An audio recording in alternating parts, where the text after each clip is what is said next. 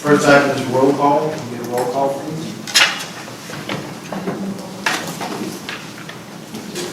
I think we are representing Mr. Garvey. You are in the place of Ms. Orange Jones as Yes. chair. Dr. Davis is present. Mr. Morris is present. Mr. Mellering is present.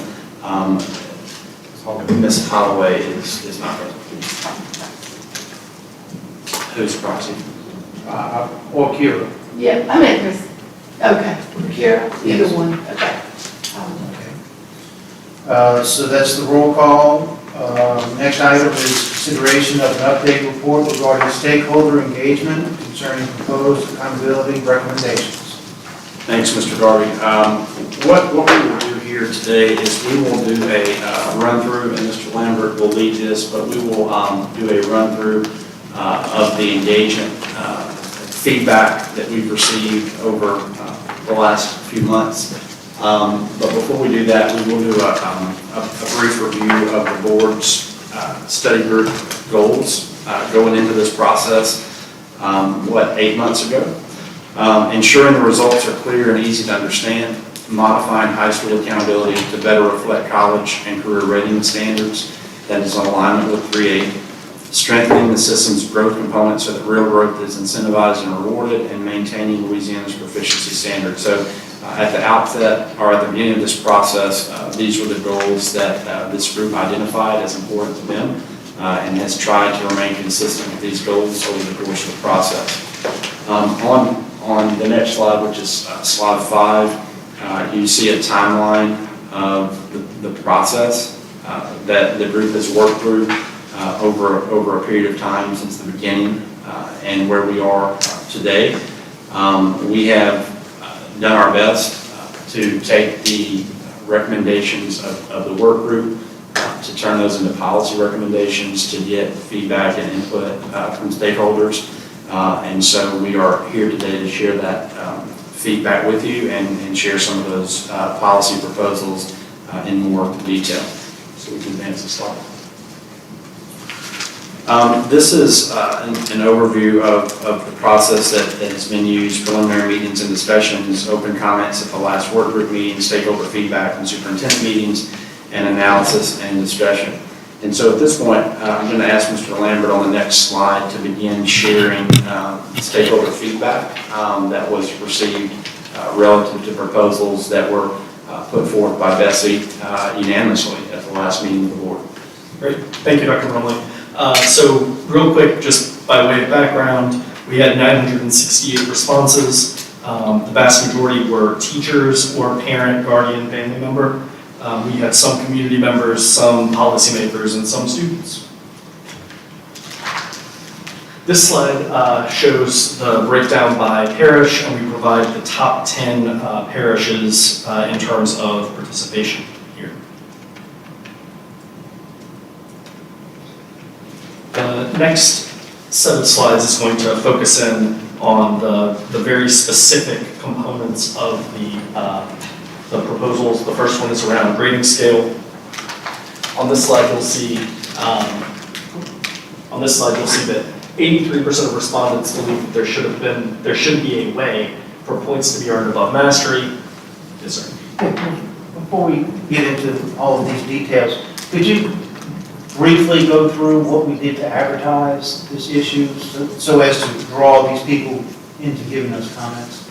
It was posted on our website. We shared it with superintendents at our various engagements. Did we send out any blast emails or anything like that? We used our outlets. Our normal public relations type outlets? And we sent it to all of that? Okay, thank you. Yeah, with Mr. Garvey, could you elaborate just a little bit with the outreach to the superintendents? You know, I understand there were, you guys toured the state and there were groups, so could you maybe elaborate a little bit on that? Yeah, we went to, let's see, what were the cities we went to? We went to Lafayette, we went to Ruston, we went to Thibodaux, and I met with charter leaders in Kenner. And Baton Rouge. And Baton Rouge, that's right. Didn't have to go very far for that one.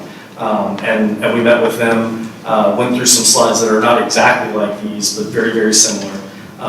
And met with them and got feedback, and that's what's captured in this. Okay, no, those were face-to-face meetings, obviously. That's correct. Thank you. Does that help, Mr. Garber? Yes, yes, sir. 83% of respondents believe that we should award some points below mastery. 63% believe that 100 points should reflect the expectation, and additional points should be available above mastery. 16% believe the scale should be based on a maximum of 100 points, and 22% were more concerned overall with school letter grades rather than the scale itself. This slide, we ask some open-ended questions, particularly around what does it mean for a school to be an A, a B, a C, a D, and F. We just put it in a Wordle real quick to show the most common words that were used. But in those responses, you'll overwhelmingly see that respondents believe that A should be in the school's exceeding expectations, B, that they're meeting expectations, and in many responses there, and these different folks' perspectives conflict with one another. Some request that letter grades are truly based on student achievement on standardized tests or on retaining information. Others argue for more to be included in scores, such as holistic approaches to school grading. Many call for a change in the way the grading scale is set to be more aligned to grades that students receive in school, or some type of 10-point scale. I had a comment on that one. So we had discussed prior to the meeting, with yourself and Dr. Brumley and Mr. Garvey as well, that while there's been a lot of good work in this area to recognize the differentiation between each letter grade, we haven't officially defined career and college readiness. And I think we need that additional focus, and I think we should take that as a follow-up. I know that Dr. Henderson has been engaged with that, with the Career and College Readiness Committee's September 12th meeting. So I would suggest that this group, LDOE and BESE, work with that group just for alignment purposes going forward. Anything else there? Perfect. So we'll move into general feedback we received from superintendents. Overall, there was less concern with shifting from the 150 max to 125 in conjunction with consideration for how we actually decide what an A, a B, a C, a D, or an F are. That aligns with what we heard from the vast majority of respondents, that they were less concerned with the scale and more concerned with the letter grade distribution. Concerns were raised that if you were to change the letter grade scale, if you were not to change the cut points on that scale, the number of A, B, C, D, and F schools would change essentially overnight. So their feedback was that if we're going to change the scale, we need to adjust it to make sure that if what we're measuring didn't change, then the school grade shouldn't change. So that was one piece of feedback. And there was some discussion about how removing some of the incentive points could change the scores of their high schools, particularly with the max number of points that you can get on top of 100 going from 50 to 25. So where do we land on that one with regard to addressing those concerns? You'll see a little bit later in the set of proposals the process for setting the letter grade scale, as well as transition process to keep it balanced over time. And the last, we think it's all addressed in there. Okay, so bottom line is we go through each one of these items, you're going to come to some conclusion at the end, we shouldn't engage them individually? Is that the way this is going to work, or what? You can engage with the feedback in any way that you wish. We are going to go through the actual proposals after we provide the update on stakeholder feedback. Okay, thank you.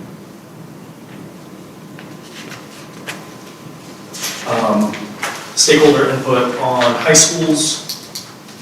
50% of respondents believe that high schools should be graded based off a student's ACT score for just college-going students. 54% of respondents believe student performance on LEAP tests should count for less than ACT. Many stakeholders expect students to be prepared for the next stage of their life, and many include statements supporting students taking courses that prepare them for the workforce if that is the path they desire. Any comments there?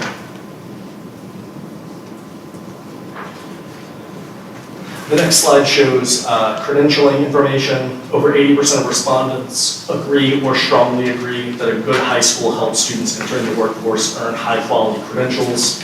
That's a pretty overwhelming sentiment.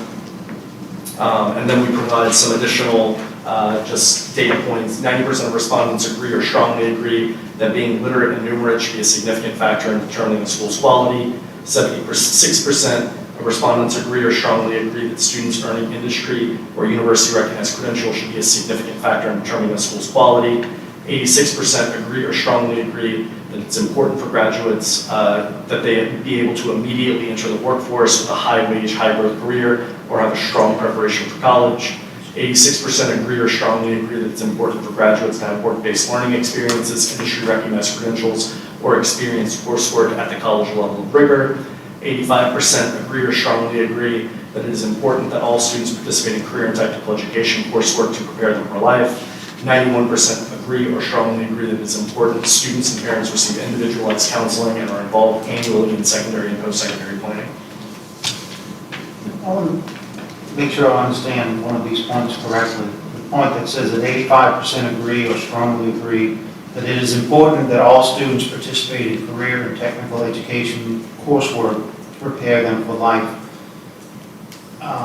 We have roughly 42%, I think, of our students going to four-year college out of high school.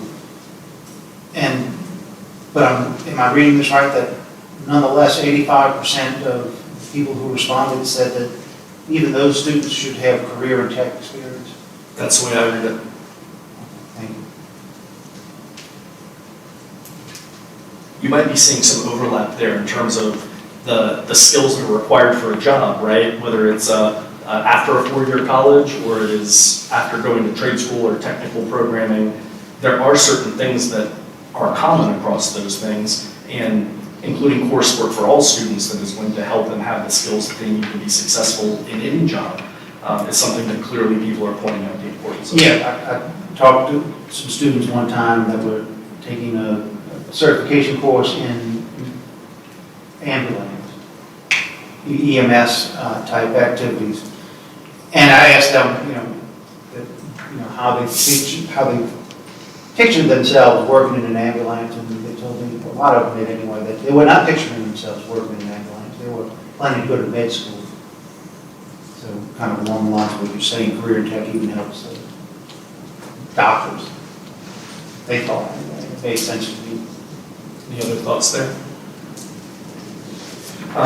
Overwhelmingly, stakeholders responded positively that the ACT index should more closely align with TOTS funding opportunities. When asked if their school does an excellent job of helping each family find the right path for each student for their long-term goals, 62% of respondents agreed or strongly agreed, 18% disagreed, 8% strongly disagreed. 55% of respondents felt that College and Career Acceleration Index proposal was rigorous, 5% felt it wasn't rigorous enough, and 33% thought it was too rigorous. Additionally, the idea of a freshman on track in high school measurement was highlighted as a potential way to recognize schools that have successfully supported ninth grade attendance and credit attainment. Next slide shows more general feedback on high schools, but specifically from superintendents. There was a general agreement there is a disconnect between high school performance scores and K performance scores. However, many felt this was more due to the difference in the role of high school versus elementary school. I have a comment on that one too. If we go back to slide 5, maybe 4, slide 4, I guess it is, where we showed the study groups identified 4 key goals. The second bullet, modifying high school accountability so it better reflects college and career readiness standards and is in alignment with 3 through 8. I don't know that the focus should be so much on alignment with 3 through 8. I think we should be focused on outcomes. I think that should be the approach. I know you've got a slide in here that speaks directly to that, but I don't know that there's certainly not a direct connect through 3 through 8 performance. I'm sure there are some correlations. Obviously, you're dealing with a specific cohort that's going through both 3 through 8 and high school. We have to build a foundation and so forth. But I think the focus is really about outcomes. And if we're delivering those outcomes, and you know that the performance is there. So I just want to make that point. I really think it's more focused on outcomes than it is what's 3 through 8 doing relatively. Yeah, as we've gone through this work, my mindset on this has kind of shifted to be a little bit more clear in this alignment with 3 through 8's rigor, right? Like we want them to be equally rigorous. They don't necessarily need to equal each other. Yeah. But they do need to reflect that this one is equally as rigorous as So that. can we add that to the bullet? Is everybody else on board with that? Any concerns? So slide 4, 4, Dr. Davis? and is in alignment with the rigor of 3 through 8.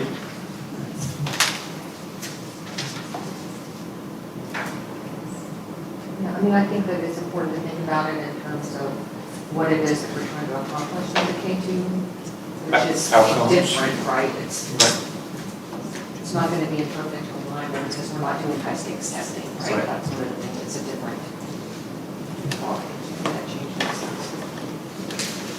Thank you. Noted. I'm going to click and go all the way through this fabric.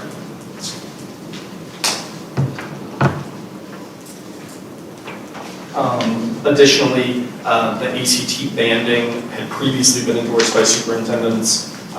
There continues to be concern about if we're going to align the two things, TOPS, the 17 gets a student eligibility for TOPS Tech, and we promised that we would highlight that for the study group as an area of continued concern for the superintendents. Additional feedback. We need to develop options for small populations, particularly our Leap Connect students and Act 833 students. That represents about 3% of our graduates, and we are currently working on that process. Next is concern with the shift. Yeah, so I have a question on that one. So it's 3% of the population. In my understanding today is that, please correct me if I'm wrong here, but my understanding today is that there really isn't much of anything out there right now for this group with regard to credentials. And so we'd be starting from square one, or can you take me a little along that path, or what your thoughts are? There are several programs that tailor specifically to students that are on the Leap Connect pathway. There's a couple in New Orleans, or one in New Orleans. I believe that there's one in DeSoto. There are a few of them that we can start to build off of. We met with a group of folks that run those types of programs, and one of the things that we walked away with was, not surprisingly, this is not a monolithic group of students. There's like wide variation in ability within each of those categories, and then when you go across Leap Connect all the way to Act 833 eligibility, and that 3%, there's a lot of variation in what those students' cognitive abilities are. So it's going to take a lot of like really detailed work to make sure that for that 3% of students, we don't have too low of an expectation in order to like arrive at an average. You don't want to do that. You want to differentiate this for every single student on that path. So this 3% represents what population of students? Leap Connect students are on the alternative pathway for assessment. They are the 1% cap essentially, and we always go a little bit over that, and the feds look at it. I think it was 1.6% or between 1.5% and 2%. And then Act 833 are students who have not been able to score approaching basic on the LEAP test and are students with disabilities. Okay. And then they show their proficiency through a growth profile of some sort. Yes, some kind of task. Okay, so I don't know if you're going to get to this in the rest of your handout or not, but what would you consider next steps on this one? Yeah, so we've been working with our college career readiness team around Act 833 specifically. There are some things that I believe either Board of Regents or LCTCS currently uses called April Done on-ramp credentialing. So we're working through that process. The LEAP Connect process is one that we're going to have to spend a lot more time with. Those students are they have different cognitive abilities than the 833 students, so that's going to require a lot more time and focus with a group of people that run those programs to make sure that we maintain a high standard. We feel like this is a thing that we can do really well over the course of the next year or so and get a really good program set up and accountability measure for this 1.5% to 2% of students. So basically, would that outcome look like the third alternative pathway? So you'd have taught you'd have Jump Start, and you'd have this pathway, or something else? Well, students that are on Leap Connect already get a special graduation code and very specific types of coursework that they take. That's part of the discussion, right? Like some people would say create a set of credentials, other people would say align the credential with an appropriate set of activities, because the student may not pass the test, but they can still have the set of experiences that are aligned to the test. And that's kind of you see why across 5 people that we met with, there were different perspectives on people who run these programs that had different views, not wildly different views, but different perspectives on how to do that. And how is this student population reflected in the SPS? How's it taken account into right now? Leap Connect students take the Leap Connect assessment, they go into the assessment index, they have to graduate. If they don't graduate, the school receives a 0 for them not graduating. What about kids that don't take the Leap Connect? They have to take the regular Leap test. So every kid in the state either takes Leap Connect or the regular Leap test? That's right. Okay. And Leap Connect is limited to 1%, right, in theory, we go a little over it. And so what happens to those kids right now with the ACT? I believe they take the ACT. And we give them a 0 when they score below a 17. I'll look into that and get back to you. Or if it 17 is. or, okay. Last question, this one. So what would you, at this early stage, assuming we get buy-in from the board, what would you think that implementation timeline would look like? There's a timeline slide at the end. I don't remember exactly what I put there, but it was within the next year. Okay, thank you. There was concern about, let's see, where was I? Bullet 2. Concern that this shifts the focus of the high school experience, and it turns the high school experience from high school experience into a community college. Concern about alignment between the ACT and the increased focus on EOC assessments. Concern about ensuring that we communicate appropriately the shifts in expectations so that people are not surprised when the school's letter grade changes and they understand what's driving that. Concern about family choice regarding university versus career pathways and stigmas that may be associated and need to overcome. Thomas, on your second bullet, the concern about community colleges. I thought about that one too, and I think it gets back to expectations. I think it gets back to defining career and college readiness. So back to my earlier comment, there are supermajority of the states that do have a defined career and college readiness definition. So SREB recognizes Louisiana as one of the states in that group that does not. So I think whenever we close that gap and help people to appreciate and buy into what the expectations are, then any concerns about community colleges, in high school or whatnot, that'll clarify what those expectations are, and that concern will be addressed. Stakeholder input on growth. 47% of respondents believe that student growth is equally as important as overall achievement. 41% believe that growth is more important than overall achievement. 79% of stakeholders believe that a more complex growth measure that is more accurate is more important than one that is simple. 75% believe that student characteristics should be considered when calculating student growth, and 64% of respondents agree or strongly agree that an emphasis should be placed on the growth of students with the lowest scores in each school. Next slide, superintendents expressed a continued desire for there to be a change in the way that we measure growth in 3 through 8, and wanted to happen as soon as possible. There was support for working with experts to better measure the lowest and highest achievement levels, appropriately understand growth within those levels. Many expressed the desire to implement the growth shifts at the same time as other accountability shifts. Some expressed concern about measuring growth in high schools, particularly across math, that we measure 8th grade to Algebra 1 to geometry. Stakeholder input on K2. Close to 90% of respondents agreed that literacy and numeracy with a growth component should be included in K2 accountability. 71% of respondents believe that the measurement of teacher-to-student interaction should be factored into K2 accountability. 66% believe that K2 accountability should be included in the existing 3 through 8 indices instead of creating new indices. And overwhelmingly, survey respondents called on the department to ensure the rollout and implementation of K2 was thoughtful and careful with consideration to developing the levels of K2 students. In addition, many requested there not be high-stakes assessments for K2 students. Can you help me with bullet 3? What's the premise for that one? Instead of creating a new set of measures, we would, I think that what they're saying is include assessment in the assessment index. So if there's a test, include it in the existing test index instead of creating a whole new K2 percentage in the formula. So the literacy screener would go into the assessment index, the growth on the literacy screener would go into the growth index, the assessment that's on numeracy would go into the assessment index, just like 3 through 8 works. Instead of creating a K2 set of indices, you just put them in the existing indices for 3 through 8. What's the department's position on that? You cover that somewhere else in here? Or? I think we're supportive of that. It's simple, but we would want to see what the data would look like once we have 1 or 2 years of literacy assessments to really determine how we would set the point structures. But I think that we're supportive of that.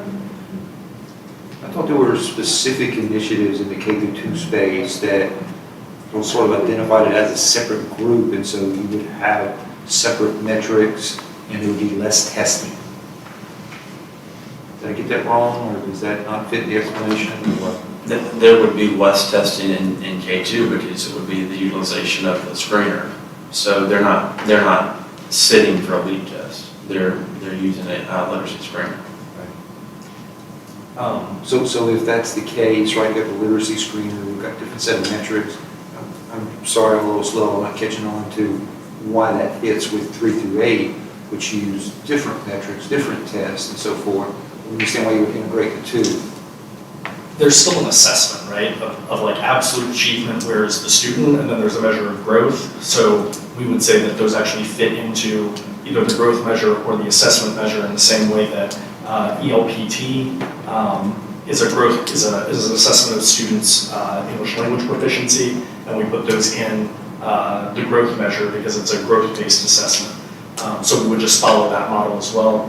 And then if we were to opt over time, once we are confident in the class and NIET comparability, we would include that in some kind of measure like the interests and opportunities, which is already a measure where we're measuring interactions, classroom quality, et cetera. So that actually if we were to go with all 3 of those things, growth, literacy, and classroom interactions, there are 3 indices already that essentially are attempting to measure the same thing. But keep in mind, it's more like a K2 student is only going to roll into the ELA index. So if you're talking about a 4th grader, they're taking ELA, math, science, and social studies. So they're essentially weighted it 4 times, whereas a kid in K2 is just once, because they would just factor into the ELA score. Thank you. Superintendents continue to support K2 accountability. There is interest in including it in the assessment index. There's also the request that echoes the request of this study group to include numeracy or a math component. Few superintendents supported the idea of a classroom quality indicator, while some expressed concerns over including observational data as part of a whole school accountability. In general, it seemed like superintendents were interested in the outcomes of the K2 learning year to make sure that we feel confident in those results before we decide to include them in accountability. Was there any specific interest in one of the 2, the class or the NIET? And what was the feedback on having 2 as opposed to having 1? I think where you will see where we land ultimately is more of a focus on the literacy screener than the observational rubrics in terms of the index.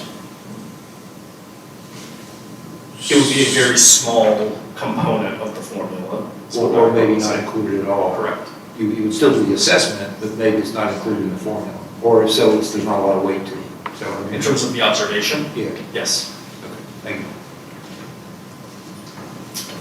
Input on timeline. We provided a table that you all have seen in the past, and we provided down to fall of 2026 as an option. Based off of that table, 2025, 2026 was the most possible of the options presented. They indicated that if 2027 was an option, they would encourage that to be selected. They noted the complex partnerships that would need to be developed, buy-in from community and stakeholder groups, and recruitment and training of staff for a competitive job market. And including here, 70% of respondents believed that the College and Career Acceleration Index measure should start with freshmen in 2023. So that would be pretty far out. And that concludes the update on stakeholder feedback.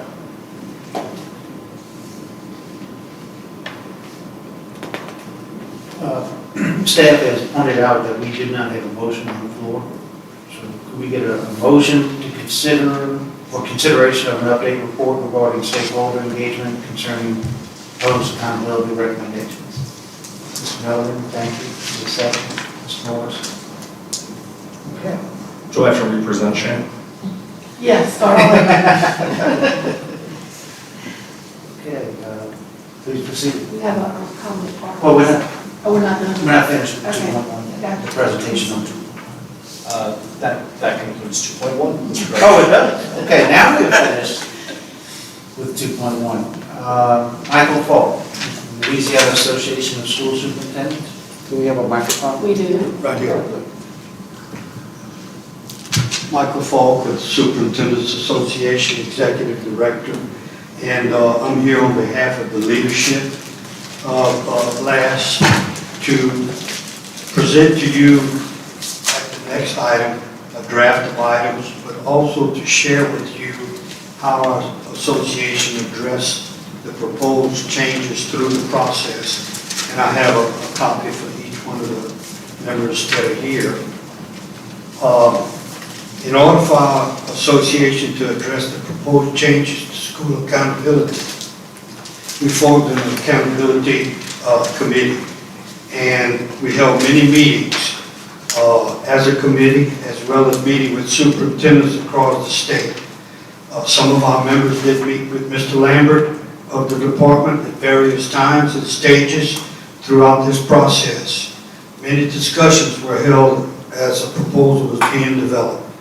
And once the proposal was presented, and this study group directed that the stakeholder engagement, that there be stakeholder engagement and input, our association requested of Superintendent Brumley that superintendents be given the opportunity to meet with Mr. Lambert in regional meetings across the state.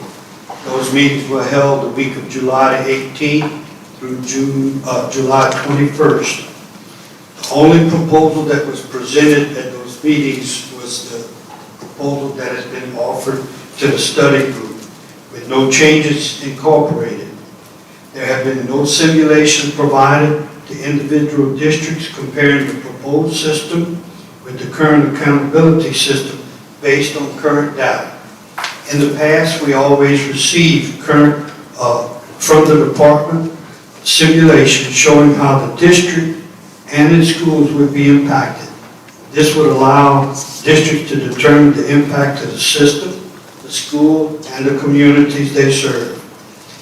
If the current system, the current proposal is the only system being proposed and no changes will be presented for the study group to consider, which I understand you're going to be covering that in just a little bit, then we respectfully ask the study group and the full board consider points being made in the letter from our executive leadership, and I will share that with you when you get to that agenda item, specific request. Accountability measures must adequately assess how we prepare students at all levels. Let us not rush into a system which will lead to unintended consequences. Thank you for the opportunity to speak.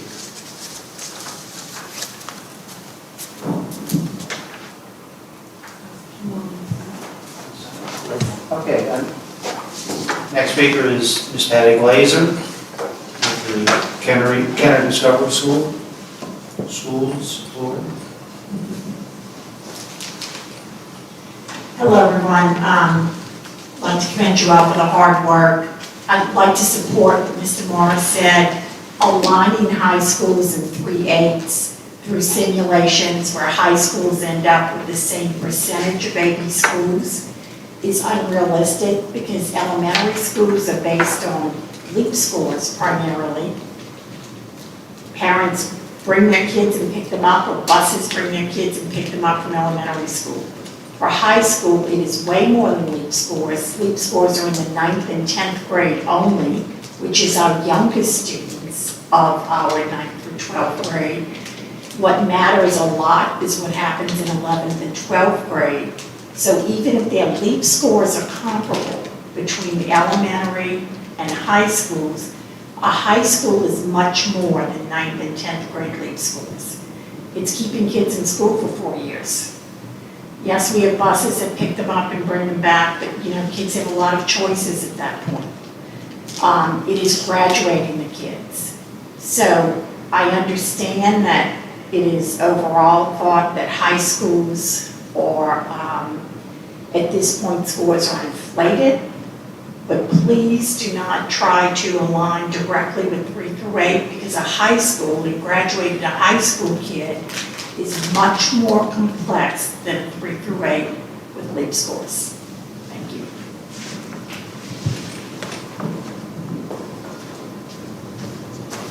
Okay, our next speaker is Angela Beck, representing RSL. Hi, good afternoon. Angela Beck with Redesign Schools, Louisiana. I appreciate the work you've been doing over the course of these last few months and the work of all the groups that have been meeting to get this right. I'm here to just, I'm always speaking on behalf of the educationally disadvantaged students that we have in our state, and I don't want us to miss that point specifically. We're talking about differences between 3 through 8 in high school, but there are schools that do serve a large population of educationally disadvantaged students. With that being said, there needs to be considerations for expectations of growth. I think that's the biggest thing, is that we have to grow kids. Some kids, for example, K through 2, come to school already prepared, right? And there are often cases that kids do not come prepared on a kinder level prior to reaching that grade level. And so when we're talking about growth and expectations and tests and assessments and everything else, I just want there to be consideration that the work that the schools are doing that serve a large population of educationally disadvantaged is hard work. And it needs to be thought through as far as what is appropriate for grading measures as well.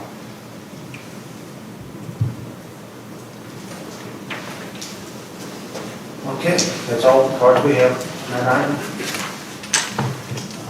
We have a motion on the floor. Do we have any objections to the motion? Hearing none, the motion carries. Next item.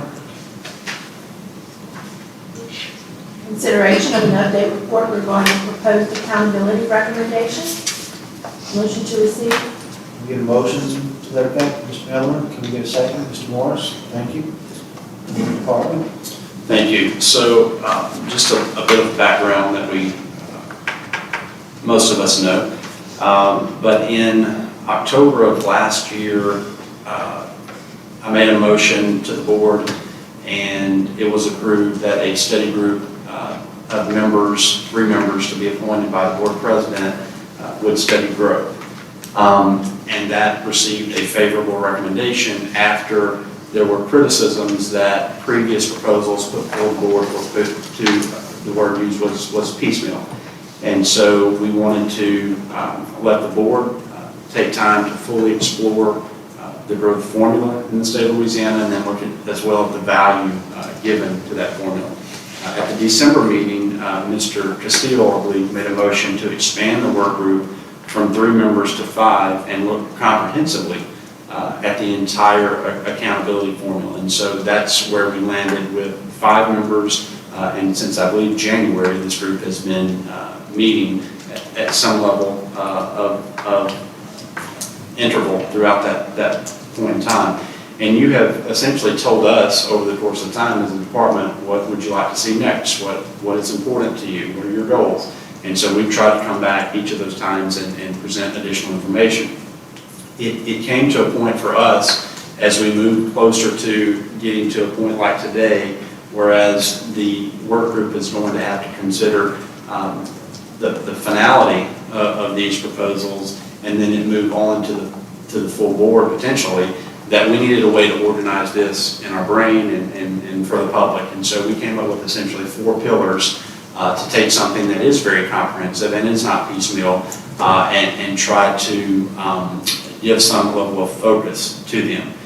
It should be noted that when we're talking about a comprehensive overview of the entire accountability process, you're talking about things that even this work group did not have time to get to, the nature of the test, et cetera. There are other items that definitions that this group did not have an opportunity to get to.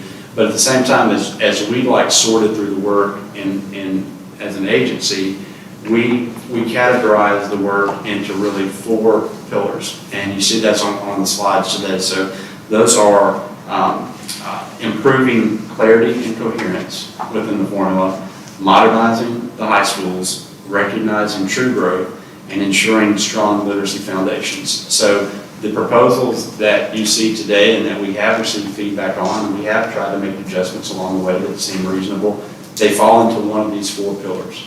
So improving clarity and coherence of the system overall, modernizing high schools, recognizing true growth, and ensuring strong literacy foundations.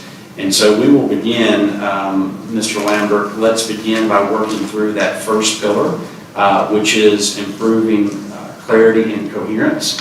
This is a result of us hearing numerous times, even last year, that 150-point scale didn't really seem right, that we needed to move closer to a 100-point scale.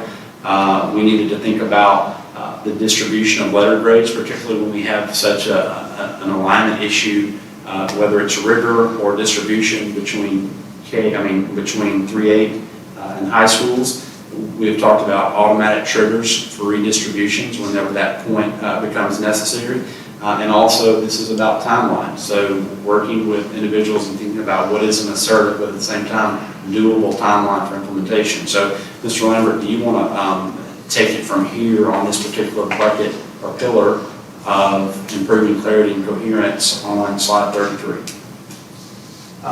Thanks, Dr. Brumley. I will gladly do that. So what we tried to do here was provide the language that would appear in a bulletin revision related to this, and basically include for the 25-26 school year, there's a star there, that date needs to be determined. The overall grading scale would be adjusted to accommodate the shift in total points possible to earn. It would be based off of data from the 23-24 school year, where the department would propose ranges to the board that would keep the distribution of A, B, and C letter grades as existed in 23-24, as well as DNF, and fill in that table. Then, annually, the department would provide an update to BESE on the distribution of letter grades as part of our normal release of school performance scores, board updates, where if at any point the distribution of A, B, and C increased by 5 percentage points above the 23-24 data point, or whatever the baseline we were on at that point, we would redistribute it, we would bring it to the board would consider an action of some sort, either to change the cut points or make further adjustments to the formula itself. But either way, when the percentages came out of alignment, the board would take some action, and the administration would have to provide an update and data to the board to make that decision.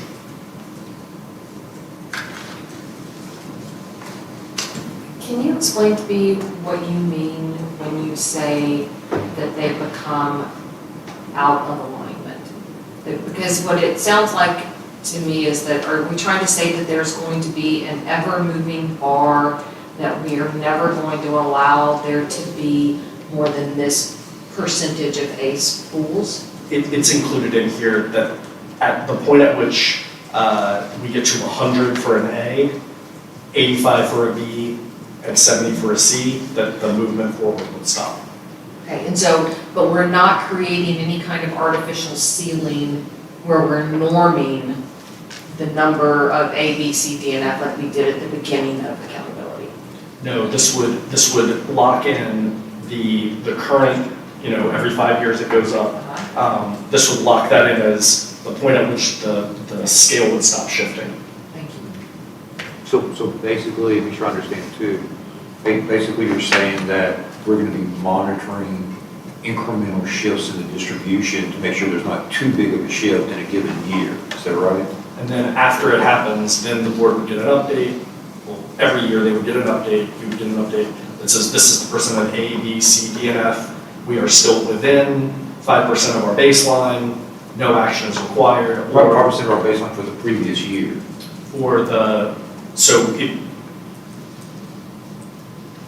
The baseline would be set based off of what we set. So the first one, if we were to go with 23-24, it would be 5% increase over 23-24. And then the next year, it'd be 5% of that last year, or what?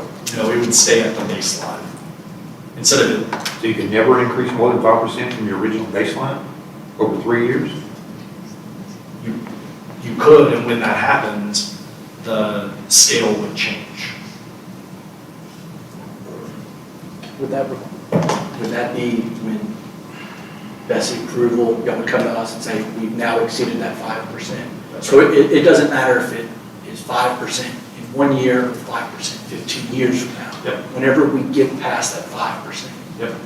the department would come to us and say, we've now exceeded it. We recommend recalibrating, basically. Right. So let's say that 41%, 45% were A, B, or C. Well, you're starting out, you're saying 70% are A, B, and C, right? Or A and B. 70% are A and B right now, right? High schools. Okay, so let's focus on high schools. So right now, 70% are A and B. But we don't, the letter grade scales are consistent across K through 12, so we would be setting it based off of overall. So let's say that 41% of schools are A or B, another. So you're saying 40% of total schools, right? K through 12? Is that your? I'm just trying to come up with a way to describe this to you without the numbers right in front of me. But I'm trying to keep it simple though, because everybody knows 70% are A and B in high school, Sure, right? so if it's 70% A and B or C, you gotta include C in here, because that's Okay. what this is based off of. Okay. When it gets to 75%, then the board would take action or consider action to change the scale. So if it gets above the baseline that was set, I think the concern here though is getting below, right? They're concerned the shift is going to go the other way, you're not going to have as many A, B, and C. Isn't that the express concern? so I think the idea, Mr. Morris, is if we see a distribution that the board has the opportunity to be notified of that distribution and has the opportunity to take action, should they so choose to further balance that distribution back out. But I want to understand what it is that we're trying to maintain, this 5%. I'm gonna go back through the proposal, and I think it might help. Okay. So this would go into effect for the 2025-2026 school year, 2026 SPS. Sorry, 3 years. In 2023-2024, using the old formula, we would look at the distribution of A, B, and C schools.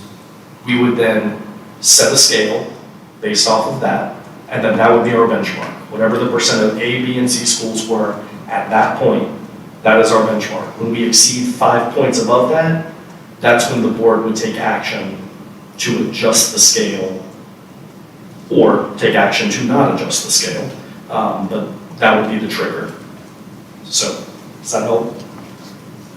So is the goal of doing that then is, in thinking about which pillar we're on right now, the goal is to make ultimately the 75 a C at the end of the day so that it's easier for parents to understand.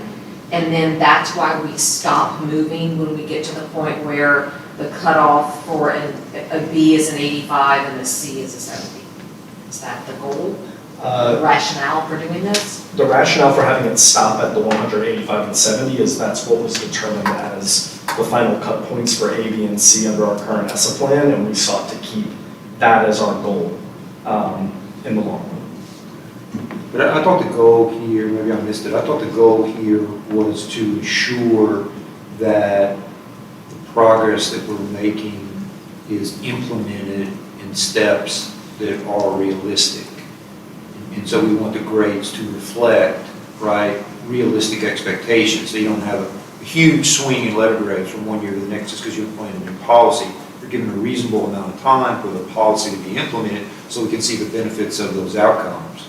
Isn't that's my understanding why we're doing this, right? You could do this a couple ways. You could do what's currently in policy, which is every certain number of years, the scale moves. You could do it that way. In order to arrive in a place where we don't have a big shift in terms of letter grades overnight, the other way to think about it is to say we want to maintain the current distribution of letter grades, and then over time have it increase as the systems respond and implement, then the scale starts to shift. So it's automatic based off of improvement, but it's not automatic based off a prescribed timeline. Okay. So if we think through this, then we say that right now we've got 70% A, B, and C schools, and we're going to implement some changes.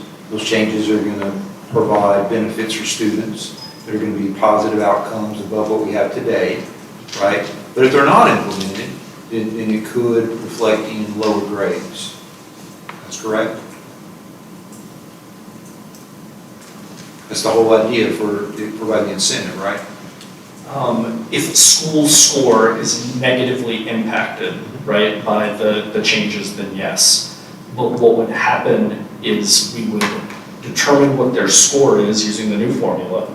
And if the new formula brings down their relative ranking, then yes, that would happen. Right. But if things stay about the same, then that school could theoretically continue doing exactly what they were doing until such point as other people respond and move ahead of them, and then they would have the consequence of not. So that's what I'm trying to get to, is that if the recommendations are implemented, expectation is the outcomes are going to improve, and then the scores are going to reflect those improved outcomes. So right now, if you've got 70% of your schools are A, B, and C, if the recommendations are implemented in a timely manner, then you would expect to be able to maintain that 70% of A, B, and C or better. Is that fair? Until something just happened. Until such point, until we got to an increase of 5 percentage points, at which point You'll be reevaluated. then it will be reevaluated. Okay. Mr. Morse, too, I mean, the automatic trigger is something that we have heard from a couple of different BESE members that was important to include. So, I mean, it is an element of the plan that is up for discussion. Gives you some flexibility. But it is something that we have heard from multiple BESE members that they would like to see in this particular plan. And I support it, I just want to make sure I understand it. Thank you. Thomas, I have a question. So you said fall of 25, 26. So that would mean that the ninth graders have entered high school in 2020. Is that correct? Isn't that what you presented What's that aside? table show? You've got the Yeah, table in front. I just want to make sure. Is that going to further convolute things if we're using, if they entered in 2020 and they're taking tests but were not implemented into the group? We always implement graduation based off of, beginning with cohort, whatever year. That's a pretty standard practice. It shouldn't convolute things. Okay, if you're starting this new calculation in 25 when they really weren't tested And this was part of the conversations with superintendents about what would be a realistic time frame from a scheduling of student standpoint that ultimately the new accountability measure could hit, which would give them enough time for a child to go through the progression in the schedule. And I would say, just to be very transparent, we only gave them options through 2026 because the table was, it took up, the slide took up a lot of space. They said if there was an option to go a year below, they would actually say a year later than this. So I want to make sure that I am very clear that that is what was said. Yeah, and 2026 graduates are the incoming freshmen for this upcoming year. So this year's freshman class are 2026 graduates. Any thoughts, reflections?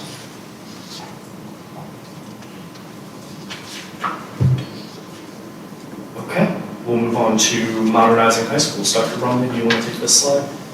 Yeah, this is the pillar that has drawn the most excitement. modernizing high schools. So the bullets here include valuing college and career readiness by creating an index focused on ensuring all students have access to and earn high-quality credentials aligned to post-secondary interests, whether that's career, college, or service. Focusing the ACT index to include only work keys for students on the top step pathway, preventing the substitution of work key scores for ACT scores for university-bound students. Banding the ACT scores to simplify the indices and align to our Louisiana TOPS levels. Creating an indicator to ensure 9th grade credit accumulation tracking towards 4-year diploma, which will focus on high schools on 9th grade student success. So looking at after a year of 9th grade, are those students on track for graduation after 1 year? Because if you look at your dropout numbers, you know that oftentimes students who drop out are students that after the 9th grade, they aren't on track to graduate in 4 years. And a big portion of this has to do as well with attendance and truancy. And are these students able to be at school? Are they truant? And so we think that if we can focus attention on 9th grade success in many ways and have a mechanism to check against that, that it will be good in terms of driving outcomes towards graduation. If you look on the next slide, which shows vision for success, this is about persisting through graduation, exploring and defining a plan for the future, accelerate the journey to career readiness, and build a feasible path to post-secondary education. And then if we go to the next slide, this is the one that is most concerning for a number of people. It shows that only 37% of our high school test takers are reaching that mastery level on the 2025. 37%. We also know that we have about an average ACT score of 18. You'll soon see the credentialing numbers for students, and for me it's just been hard to reconcile how 70% of our high schools are A and B, while we have 37% of those students that are mastering content, or while we have an average ACT of 18. Now, the schools have met the expectation of the current formula. So the current formula as it exists today, the schools have met the expectation, and as is evidenced by 70% of them being A or B. Our call is just to lift the standard, set a higher expectation here with the belief that if we set a higher expectation here, schools will then in turn meet the standard of that expectation. We know that 82% of our students are basically on a 4-year pathway and 18% are on a career pathway. We've had a lot of discussion with superintendents about what that number should be. We have not said it should be this number or that number, but I think Mr. Lambert and I both agree that it probably shouldn't be that number. We should probably see more of our students on a true career pathway where they can get an apprenticeship or a solid credential that can lead to a high-wage job. On slide 37, which is the next slide, you see that 42% of our graduates enroll and are still enrolled by their second semester of university. So that speaks a bit to our true readiness as well as persistence. And so we know that that's a concerning number for us as well.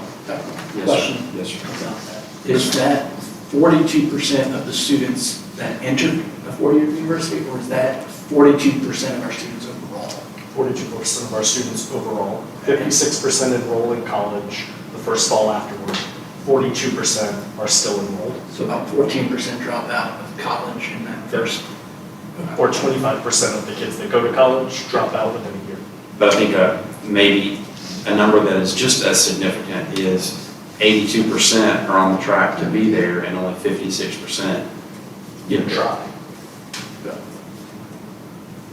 38, slide 38, Mr. Lambert, you may want to speak more towards this, but this is just an outline of our students and their level of credentialing. Certainly some level of concern there and an opportunity for us to do work. On 39, some groups of students are less likely than others to earn an advanced credential. 16% of Louisiana's graduates finished high school earning an advanced credential, either academic or career, and there are gaps in student groups based on their ability to have earned, not their ability, but have they earned the attainment of credentials. So for instance, 16% of all students have earned the academic or career advanced credential. But if you look at the subgroups, you can see economically disadvantaged students at 9%, African American students at 6%, and 24% of white students are earning the academic or career advanced credential. Slide 40 shows the impact of the letter grade system presently and how many of our elementary schools are rated A and B, and that's 41%, compared to the number that we have all talked around this table even today. 70% of our high schools are rated A and B. And so I think that there is, to Mr. Lambert's point, an opportunity to align the rigor between those two systems. Percent of students at mastery on state assessments, they're essentially, they're very similar. So 35% of elementary students are at mastery on content, and 37% of high schools are on mastery of their content. So one would think that with the understanding that other things are calculated into the high schools, graduation rates, attainment of credentials and college coursework and ACT, but there's just not alignment between these two numbers. 35% of students in elementary, 37% in high schools, very similar. But whenever you look at their letter grades and their SPS, you can see the disparity. On 41, sorry. Can I just say though, right, but part of that is a function of, in some respects, we're declaring or comparing apples and oranges there, because the K-8 accountability system is only about their standardized tests, where their high school is about way more than that, right? Like it is a much more complicated system, and it's that way for a reason, because we're asking them to do something different than we're asking K-8, right? And can we just at least say that? I think we all acknowledge that. I mean, I don't know of anyone who doesn't acknowledge that at this table. But I think, I was just gonna agree with that across the table. I don't think there's any disagreement there, and I think we made that comment earlier as well, that really the focus should be on the rigor, right, as opposed to trying to compare, like you said, Dr. Davis, apples and oranges. I don't think that's appropriate. So if we made the correction, we're going to have rigor to clarify that point. What I was going to state is that I think the last one, for me personally, the last 5 slides really tell the story, is that we're not getting the outcomes that we'd like to see, right? I don't know that anybody's going to argue that. We're not getting the outcomes we'd like to see, and these last 5 slides provide the data to support that. So I go back to slide 34, and I look at bullet number 2 and bullet number 4. So I want to start with bullet number 4 if I could. If we're not getting the outcomes that we're looking for, the expectations we're looking for in high school, then the data here suggests that we've got a lot of kids on the TOPS U pathway, but they're not going to college, right? So you have to ask yourself, well, okay, why are they on that pathway? And then the students that are on the Jumpstart pathway, only 6% get the highest credential. So why aren't we having more kids with better credentials? And so the first question that jumps out at me is, if I'm on the TOPS U pathway, but I'm not going to college, and I didn't get the skills training in high school, what am I going to do when I get out of high school? I don't know the answer to that question, but it bothers me because I don't know the answer to that question. So I question about, this decision to go one pathway or the other. And are we making sure that kids recognize opportunities for both pathways so that they can see if they align with their own personal interests or not? And then once we are confident that these opportunities are available for students and the students recognize these opportunities, that we have incentives in place to encourage them to pursue their interests with passion. And then they should be recognized for, their pursuits. So I go back to the 4th bullet, and early on in that pathway, this 9th grade indicator. So create an indicator to ensure 9th grade credit accumulation, tracking towards 4-year diploma, which will focus high schools on 9th grade student access. So it sounds great, but I don't know what that is. Can somebody help me out with that? what do you do with that indicator, and so forth? You're referencing bullet 4 Yes, on. yes, sir, on slide 34. Okay, so the idea would be much like the indicator that is used for middle grades that looks at the number of credits that have been accumulated for a student. We would apply that same concept to a high school. So if we believe that it's important that students, after they wrap up ninth grade year, that they are credentialed to be considered a sophomore, and that they have enough credits to see, okay, for 1 year in high school, I now completed my freshman year, I am considered a sophomore. We know for students who aren't able to say that, they're more likely to drop out. Our data would show this. And so what we're trying to do is think about cohort tracking with that ninth grader, as well as all of the movement that we're seeing around the state with additional interest in ninth grade academies and ninth grade progress monitoring, ninth grade cohort tracking, to put a factor in place that if a student attains X number of credits by the end of their ninth grade year and they are still enrolled in that school, say, pick a date, October 1 of their 10th grade year, that they would receive credit on a schedule, a weighted schedule for that work. And so where this came from in many parts is we heard a lot of conversations from superintendents around, well, we want to see more value in just the graduation rate, And so what we said, instead of doing exactly that, we can put some value on, are they tracking to graduation after that ninth grade year? And this aligns with a lot of the resource allocation we've been providing for ninth grade success. Okay. So this would be identified as a way to identify kids that are slipping, right? And we provide an incentive mechanism for schools to identify with them and then put appropriate resources or appropriate measures in place to help get them back on track. So this would be part of the SPS, is that what I'm hearing? Yes, so for instance, and we'll just, for simplicity's sake, we'll use, so if a school is either going to be running most predominantly on a 7-period day, which means the students can earn 7 credits, or they're going to be running on a block, which means the students can earn 8 credits. So we may have a factor in here that says, okay, that if a student after their ninth grade year has earned 6 credits, and they're still enrolled at the school on October 1, that they would receive X value for that in the accountability for it. Got it. Okay, sounds like DCAI. Is that right? It's essentially DCI for high school. Got it. Okay, thank you. So second question is on the second bullet. This is one that seems to get a lot of conversation. Mr. Morris, before we go, I had a question about that, if you don't mind. So in my area, we have 2 large military bases. Families may be moved for circumstances outside of their control. Would that be taken into consideration if, for some reason, they get the 6 credits, but they are not enrolled either in that school system, their parent got transferred? I would ask that we have some way to maintain that and for that school to get the credit if they move for some reason. Or even, look, people move. People move from North Louisiana to South Louisiana, vice versa. So I don't see, I would like that to be taken into consideration.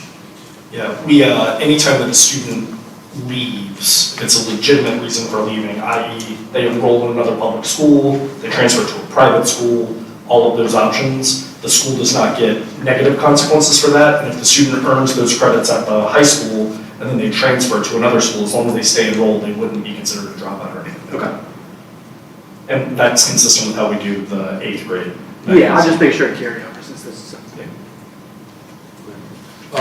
So bullet number 2, focus the ACT, same slide 34, focus the ACT index to only include work keys for students on the top stack pathway, preventing the substitution of work key scores for ACT scores for university-bound students.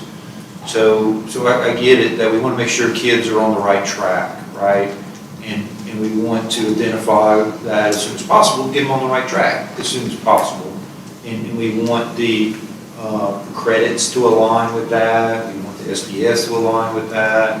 And that's the intent here, at least in my view. But help me with what happens when a kid changes tracks. So I'm 15 years old. I think that's freshman now, right? 15 years old. And I start out on one track, go a year, and that ain't gonna happen, right? I need to switch to the other track, because that's really what I want to do. Fortunately, I realized that in my sophomore year. How does that impact this test-taking scenario? We used their graduation pathway, whatever their graduation path was. So when they graduate, what path were they on, and that's the assessment that is used in accountability. And you have to take both, you have to take the ACT period. Right. So everyone has an ACT score. Right. So our state has really strong data on ACT readiness. Right. And then if a student is on the Jumpstart pathway, and that's what they graduated under, and they took the work keys, we used the higher of the two scores. So if you change midway through, it's Yeah. whatever it was when you exited. Whichever pathway you were on when you exited.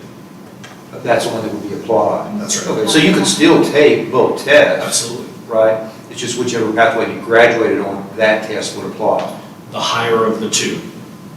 Only on the, Yeah, it's good. the higher of the two only applies if you're career in tech, not if you're university. Because we're changing that, right? So currently, the kid that's on the university diploma, if their work key score is higher than their ACT score, we will take a work key score. But this proposal changes that and only allows the higher of the two for the career and tech kids. Okay, got it. So if I'm on the top U pathway and I take both tests, I get the higher of the two today. But in the new world, I would only get the ACT score because that's the pathway I chose. But if I'm on the Jumpstart pathway, today, either one would work, the higher of the two. In the future, either one would work. That's correct. Okay, got it. Thank you. As long as they took the ACT. Yeah, And got that was one recommendation that's been kind of floating around, that it be work keys and not the higher of the two for the career. it. Got it. Thank you for the clarification. And there are many things that go into an ACT score, but in 2016, I believe the year was 2016, that's when the ability to take the work keys came into place, Mr. Lambert, with the 2016. So the state of Louisiana saw an increase in ACT scores for like 3 or 4 years in a row. When the ability to make the substitution hit, ever since then, we've seen a decline every single year in ACT scores. So noted, there are many things that go into that, but that is one factor that one could say is a fairly obvious policy lever. Yeah. Has the ACT score though been declining nationally? That is true. Okay.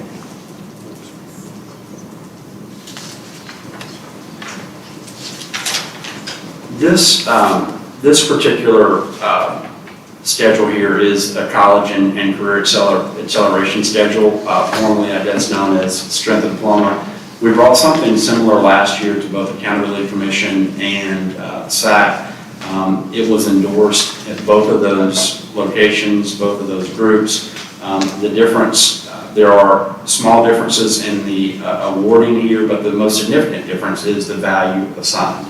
And so the value in terms of points assigned is lower than what was endorsed last year by Accountability and SAC. But you see, we are trying our best to level the playing field between career and technical education and college preparation. So we have that accounted for here so that we are actually doing what we say that we ought to be doing, and it's in the formula. Now, we have heard some conversations around dual enrollment, around career and technical education that we believe hold some merit, and so that is now included in this proposal. Mr. Lambert, I believe, is that the intermediate credential?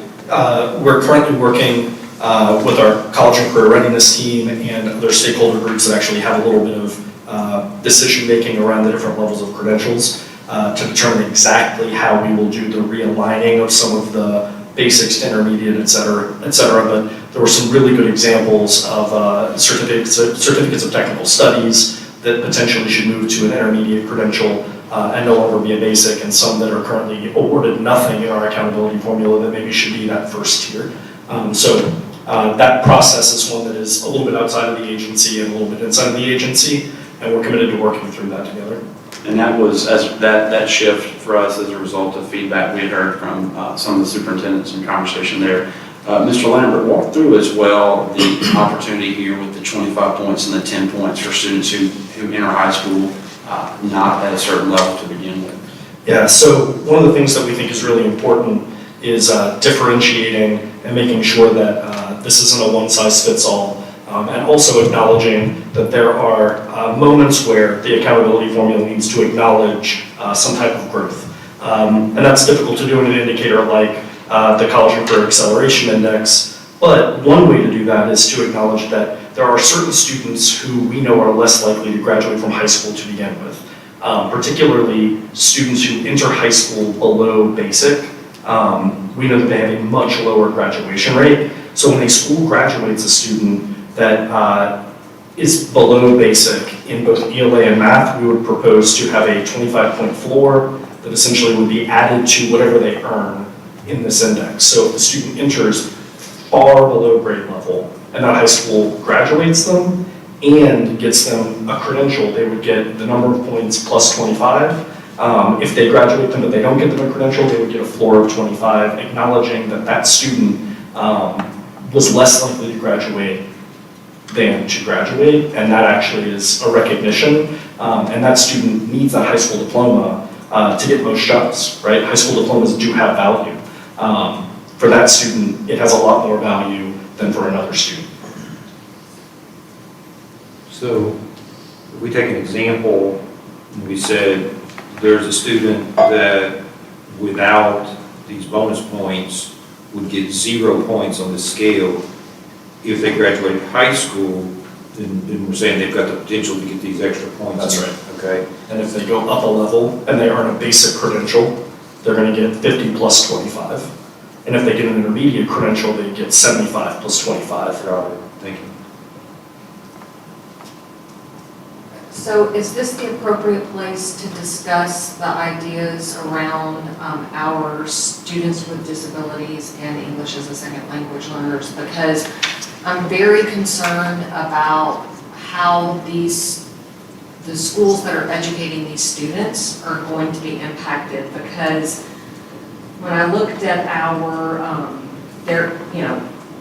this is even dealing with their ACT score, but just looking at whether or not they're taking AP exams, it's around 180 students with disabilities took an AP test. English as a second language learners, it was 70.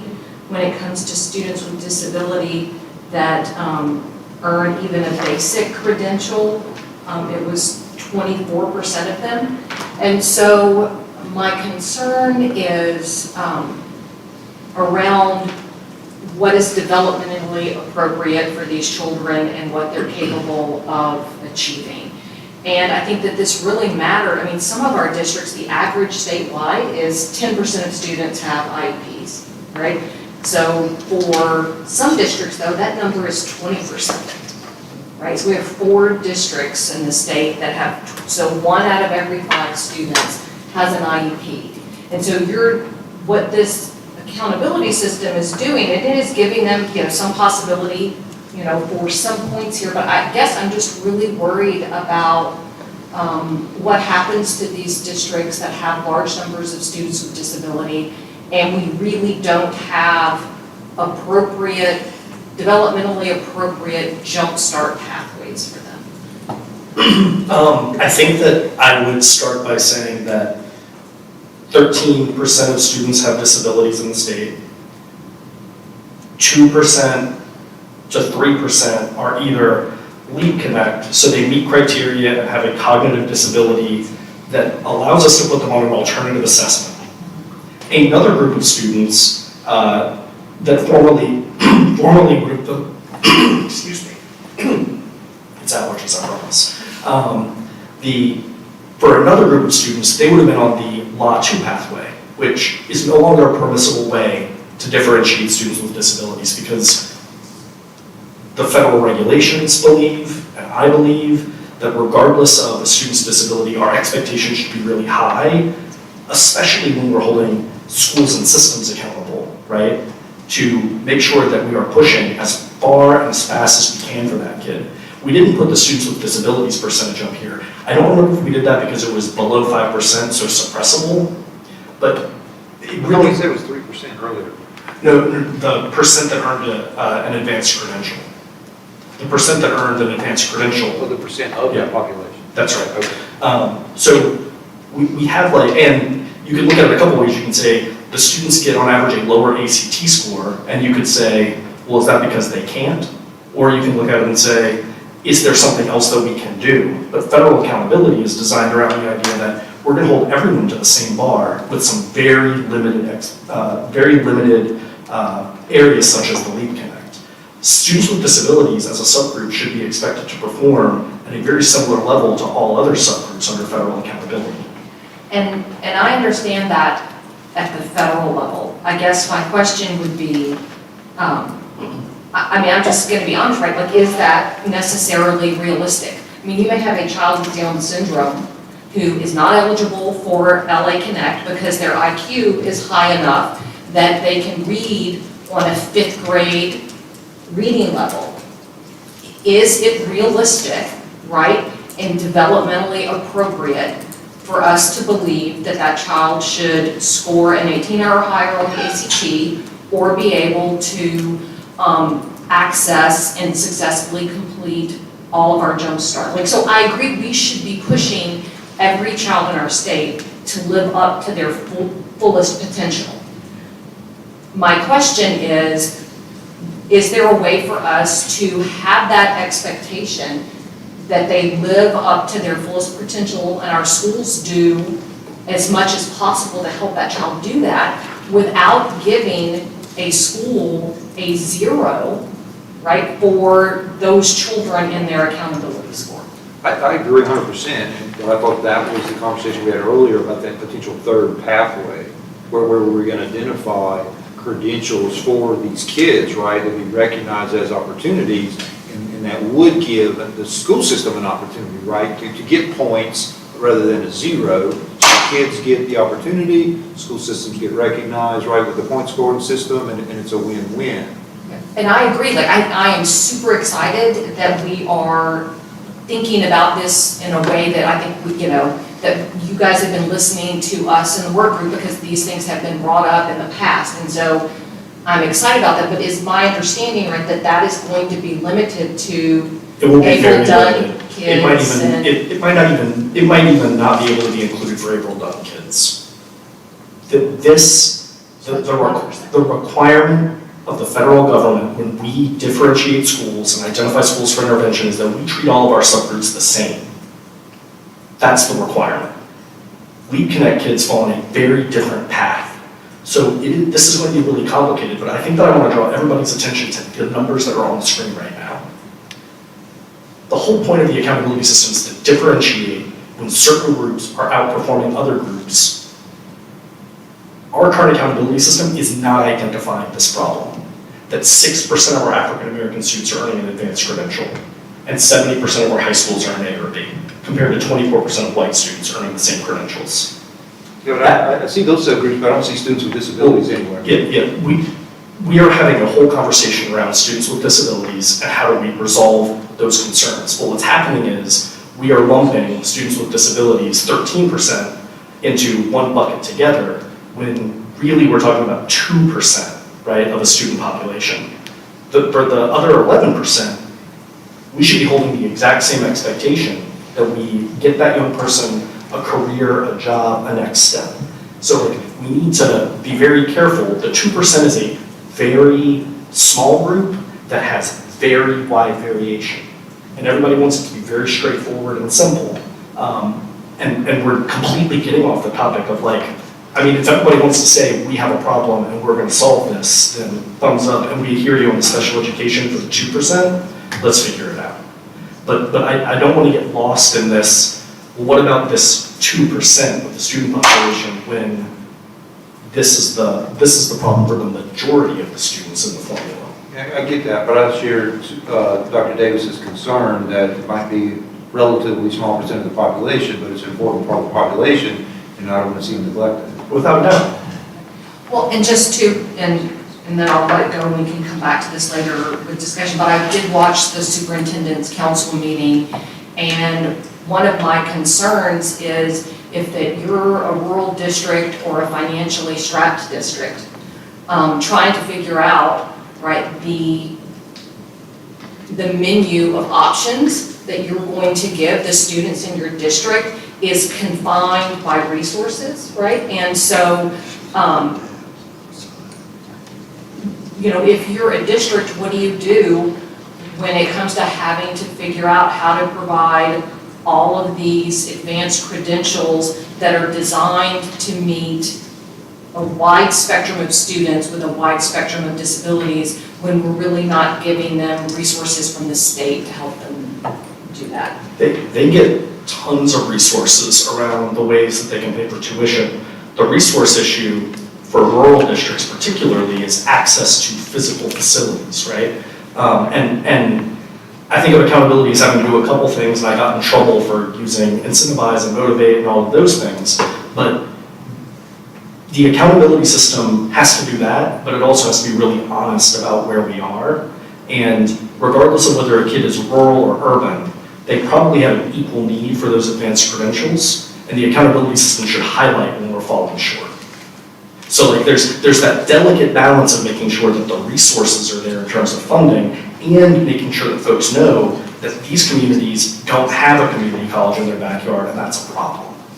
Well, and I just feel compelled because I remember hearing that comment about essentially what you just said was also said in the superintendent's advisory council meeting, but the very real consequence of what we're doing is we're going to be driving down the scores of rural districts and poor districts when we make this switch because they don't have the access to the colleges, and kind of the assumption is that, well, the community will then respond, right?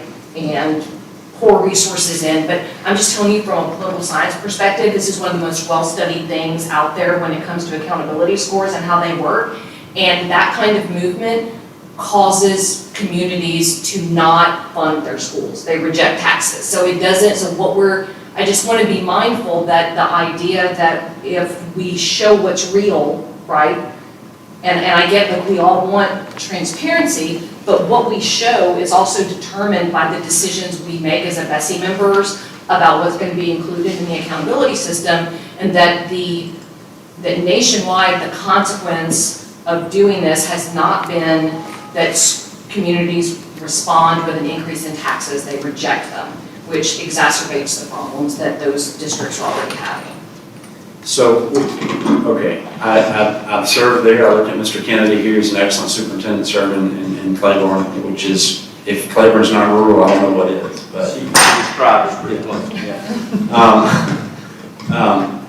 But the world of work, or the world of entry to college, has shifted. It is not the same as it used to be.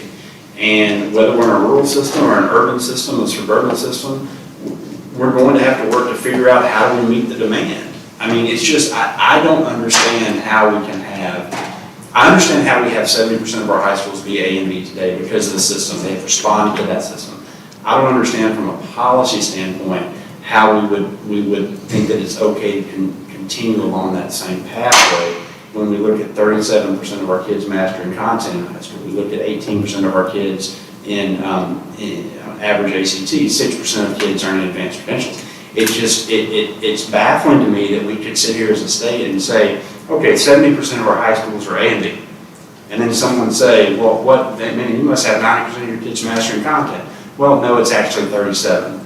Oh, your ACT scores must be 25. Well, no, it's actually 18.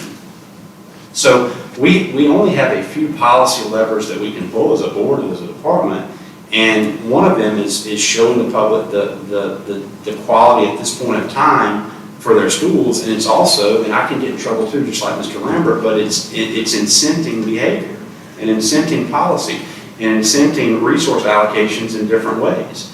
And you know, this is a conversation we can have all day long about rural education. We're trying to have it, and we're going to those superintendents, and we're trying to work through those things. But I don't understand how we would allow the status quo, and I don't use status quo in a negative connotation, I just mean it as what it is today, to continue to be when we have an opportunity to raise the standard.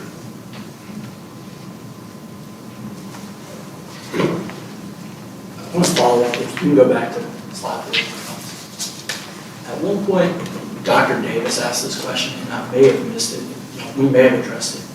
I see passing one AP, IB, CLEP, you get 75, and it goes up. I think Dr. Davis at one point asked what percentage of students obtain one AP passing grade. Do we have that data? We can have that before the board meeting.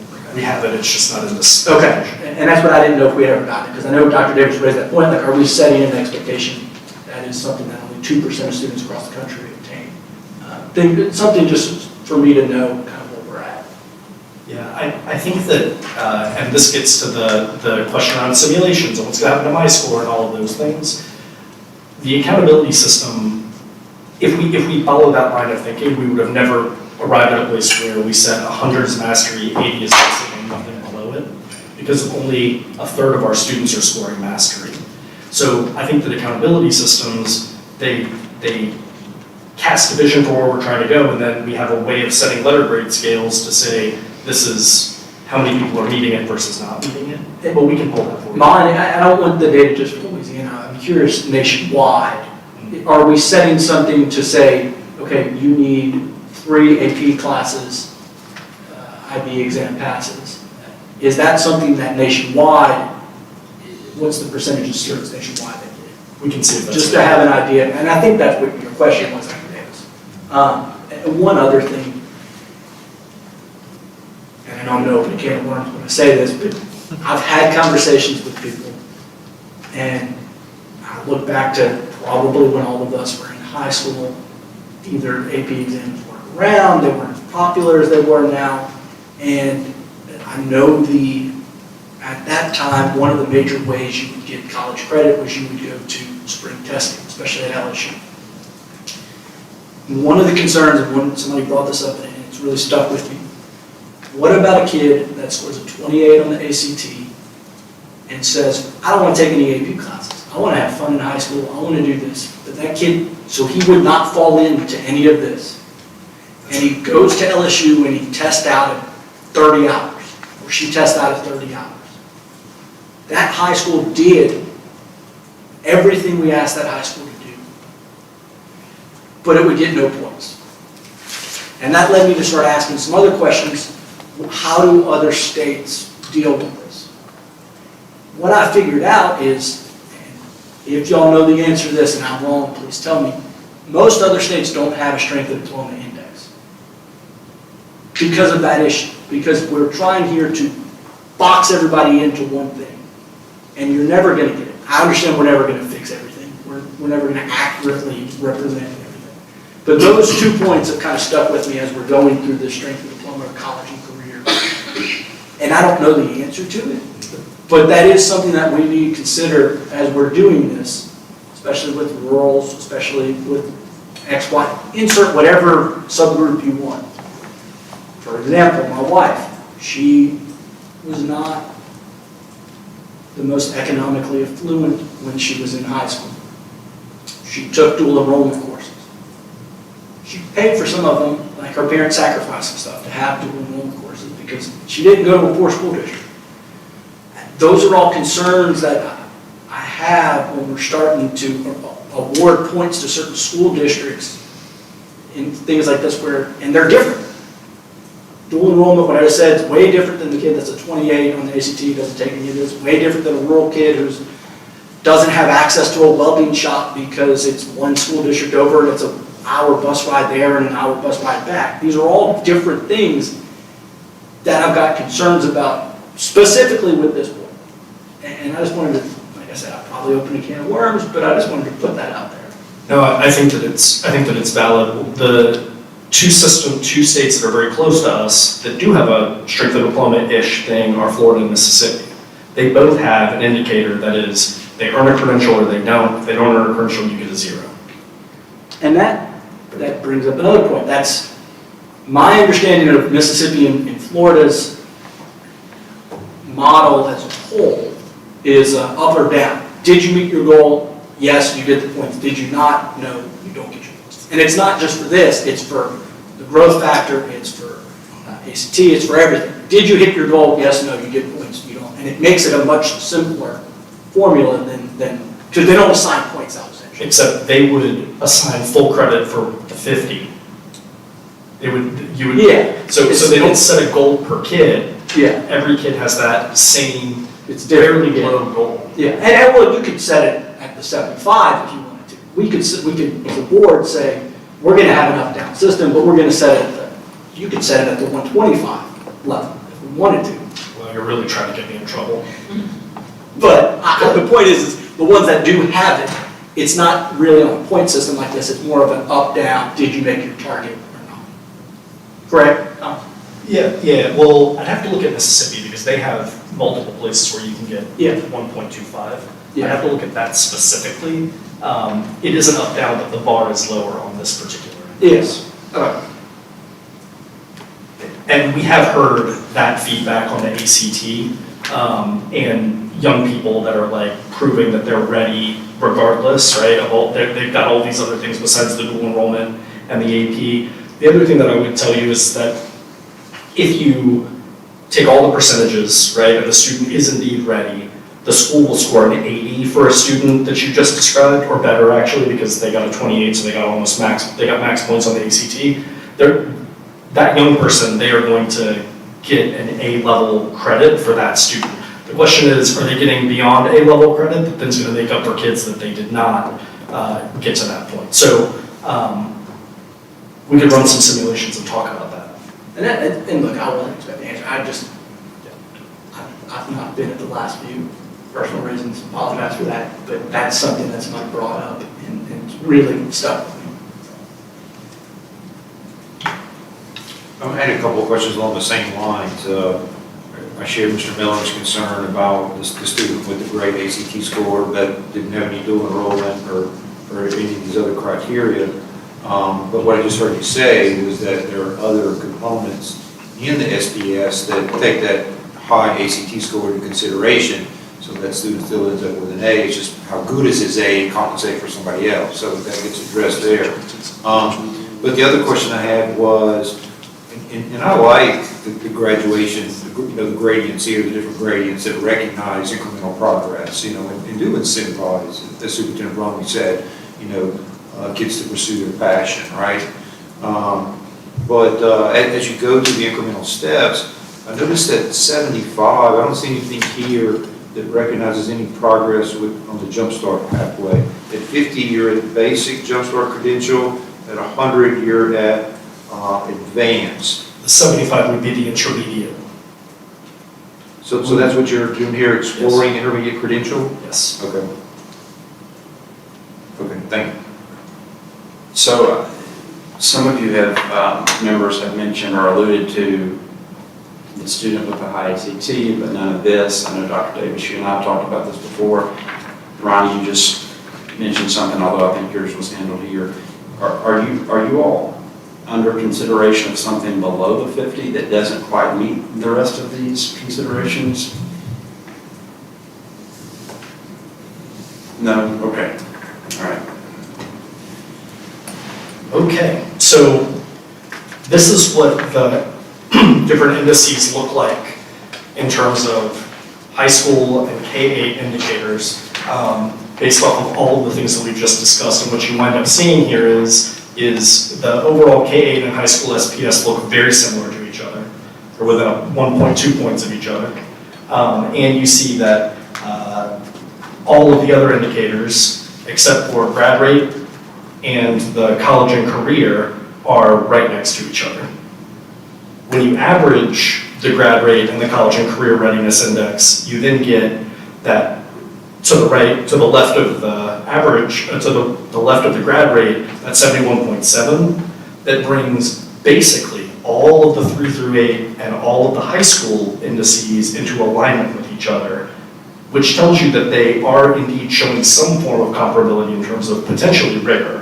I think that over time, as high schools respond to the incentive and all of the things that are in the formula, and more kids get high quality credentials, which is really good for kids, you are going to see the high school scores start to go up, and then a different conversation has to happen.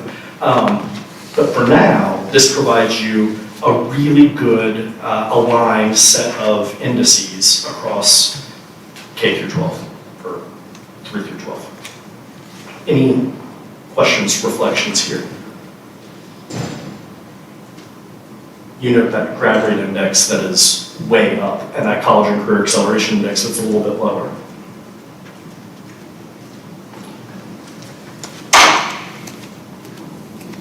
Where we're talking about a little while ago, the freshman 6 course, would that go into the grad rate, or where would that go?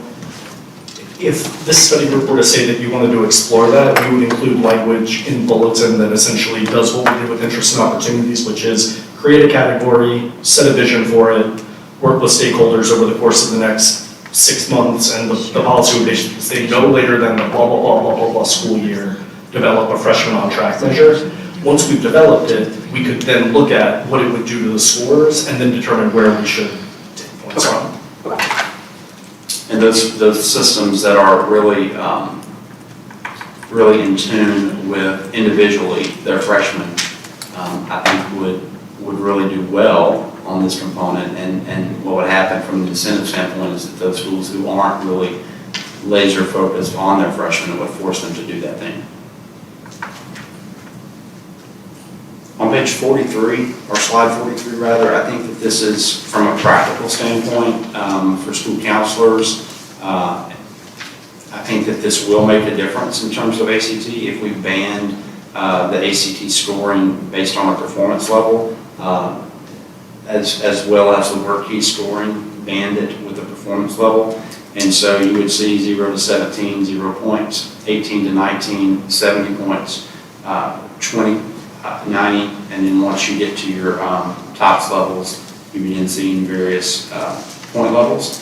And what Mr. Lambert and his team were able to do, just so that there's no SPS impact from doing this, it keeps them the same as where they are right now as a starting measure. So there aren't like baked in points in any particular way to drive scores down or lift scores up. It just holds it consistently right there on the ACT index. And if you go back to 2 meetings ago, we showed a chart that showed the ACT index without the banded, and it was 56.6.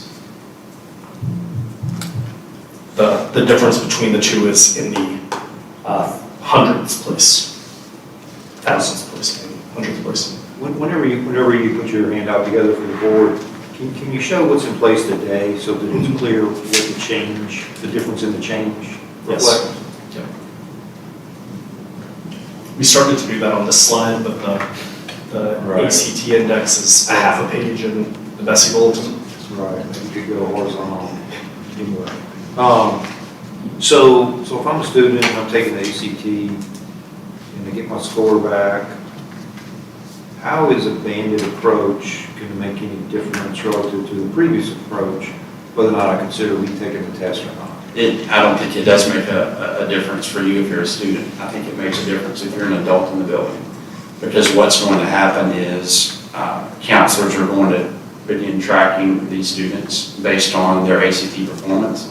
And they're going to look at students that are on the bubble. And they're going to focus resource and time and moving those kids up. Right now, the difference between every point in the ACT is what, 3 points on the SPS. And so you can see that if you move someone from a 22 to a 23 here, it's a 10-point difference. And there's more incentive to move them to the next level. Now, how this helps kids is you're essentially moving students into eligibility for TOPS and or moving them into eligibility for additional dollars related to TOPS, or if you're talking about institutions outside of Louisiana that value ACT and use ACT, you would see an increased ACT score. But I think from a very practical standpoint, I think this is going to prompt ACT tracking with students, and it's going to prompt systems to look at which kids can then be bumped to that next level with a little effort. Hey, I just have to, for consistency's sake, point out that I hate the fact that a 0 to 17 on the ACT is a 0. And we received that feedback from superintendents as well.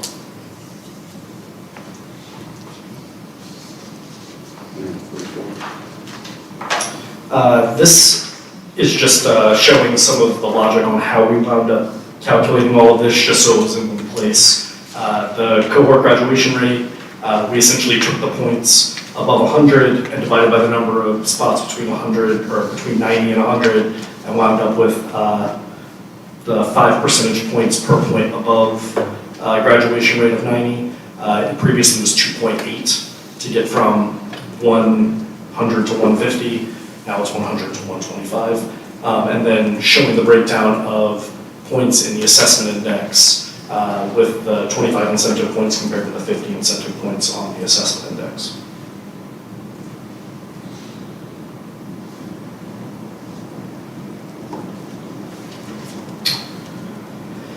Additional considerations that we are still working through.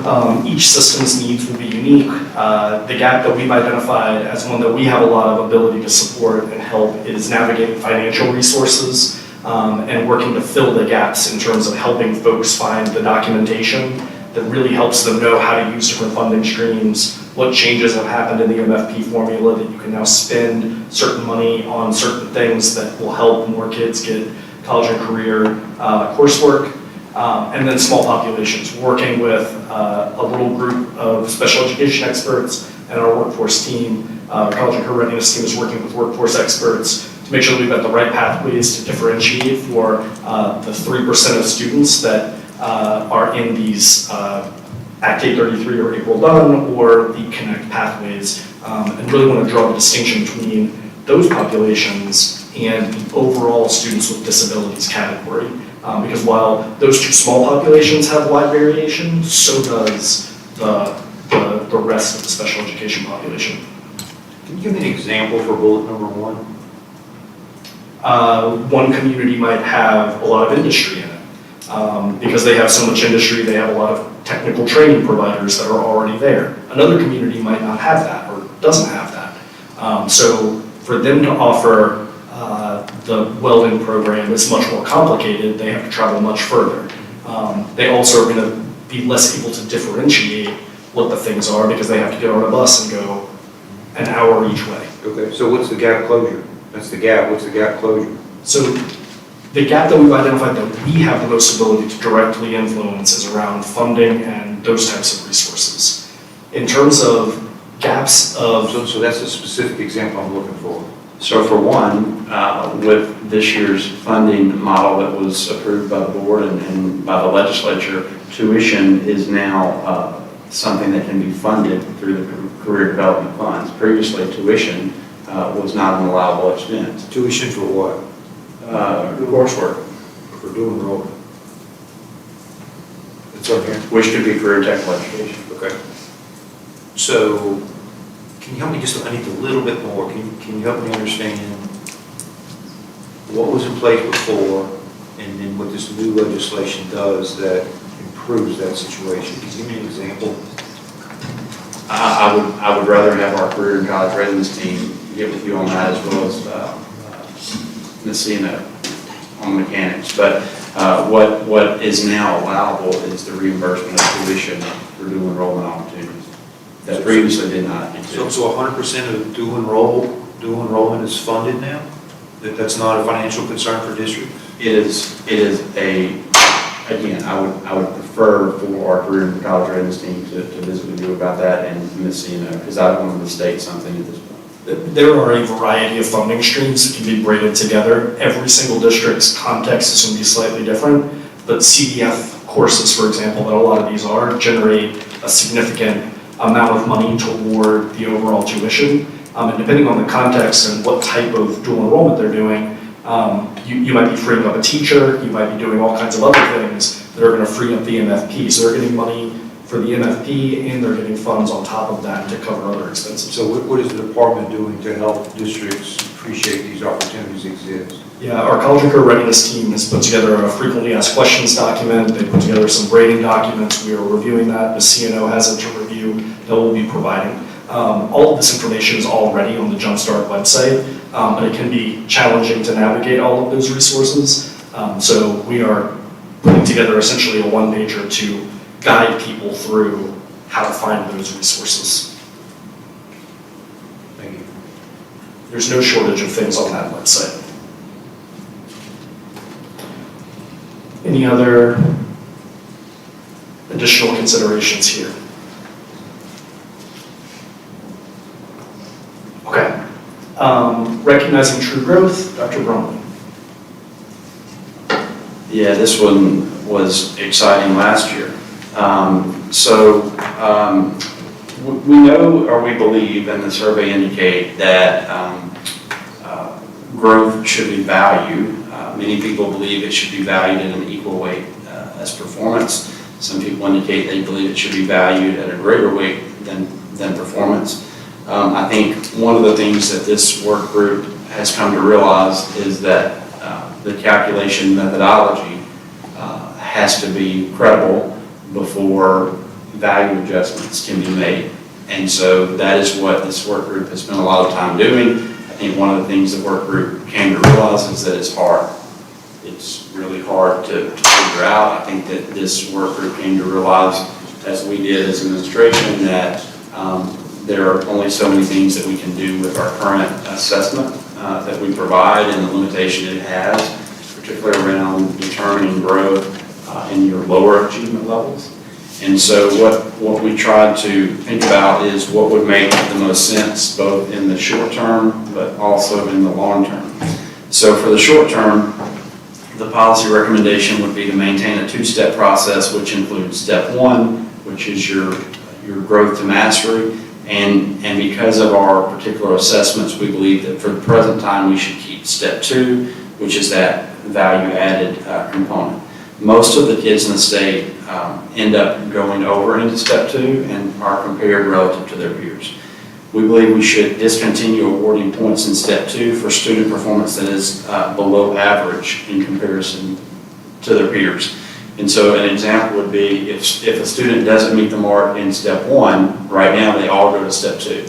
And then based on where they fall in step two, they're awarded a certain level of points.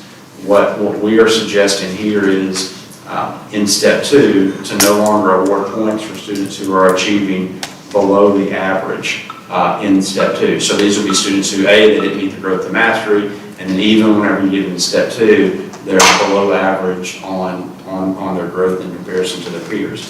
Then, if you do that and you provide additional credibility to the growth formula, then you can look at increasing the value of the growth as part of the overall formula. In the long term, this is where it gets a bit more complicated, and that is we need to study vertical scale, improve the information we can get from our test results where we do lack that granularity, and increase growth by creating an additional percent focus on the bottom 25% of students in the school. So if you look at slide 47, okay, thank you. You can see the old formula and where things land. You can look at the 3.8 progress index on the old formula, which will be the present formula. The score there is a 90.4. If you apply the new methodology, it would be a 66.6. High school, which is presently 84.8, would go to a 61.0. But what you have, if you do this, is you solve for, we believe, the credibility issues that have been pointed out over the last year with the present growth formula. And on slide 48, you see the growth percentiles in step two, and you see the present points, which is old index points. Those are the present points awarded in step two for students. And then under the proposal, students that are quote below average in comparison to their peers, even if they didn't hit step one, would receive 0 points. And so that is our way that we believe that we can solve for making sure that if we are awarding growth points, we are awarding them for students that actually either hit the mark or were above average comparison to their peers. Can I ask a question on step two? So the kid who needs to grow 2 points and the kid who needs to grow 8 points, neither one of them take their points, right? So that means that they go to step two. The kid that needed to grow 2 points grew 1. The kid that needed to grow 8 grew 6. All right, who are they being compared to, Every student receives an expected score, yeah, then how much they exceeded that expected score is how they're compared to each other. So what was this student's expected score? Did they meet it, which would be 0? Did they not meet it? Would be negative. Did they exceed it? It would be positive. And then whatever that number winds up being, they get lined up in that order and compared to each other and put in these percentiles. okay, and so my kid that needed to grow 8, but actually grew 6, is going to be compared to other students that also needed to grow 8, not the kid that needed to grow 2 and only 1. In the In step VAM part of it, well, so in determining their expected score, they're going to be compared to students that are similar to them. Not the kid that needed to grow 6 or needed to grow 1. And then, once you figured out expected scores, they get lined up based off of how much they exceeded or didn't exceed by. So, when they get, after you determine their expected score, then they're compared to everyone else. But you're comparing them to everyone else, not based on, I'm comparing them based off how much they exceeded their target by. and you're comparing them to kids who had similar targets. Correct. I think. I'm not sure what you're asking me. So there's the first step, which is looking at, you're trying to determine their value, the value add. Right, so maybe if I could explain what I think happens, and maybe that's where I'm messing up, right? So every kid has a growth to mastery target, and the farther away you are from mastery, the bigger your expected growth is That's step every 1. year. That's step 1. And so. Delete all of that information, I'll go to step 2. Okay, so when I go to step 2, I have a student who is there because she only grew 1 point and she needed to grow 2, and then I have this. Delete everything related to that growth to mastery target, give them a new growth target. And what is their new, how are you determining their new growth You target? compare them to their peers who have a similar score from the prior year and determine what, on average, should a student have gotten that had that score last year, this year. And then you say, how much did he or she exceed or not exceed by? So it's the residual. I have to think about whether or not I'm okay with that, but I think I understand it now. Thank you. And the result of that, as Dr. Brumley shared, is a growth measure that the result looks a lot more like the achievement measure in terms of numbers. The reason why it's higher, in large part, is driven by the Florida mastery, that any student who scores mastery gets 80 or 85 points, and any student who scores advanced automatically gets a 150. So you've got students in the growth measure who are achieving at a certain level that are going to drive up that average because they are guaranteed an outcome compared to other peers.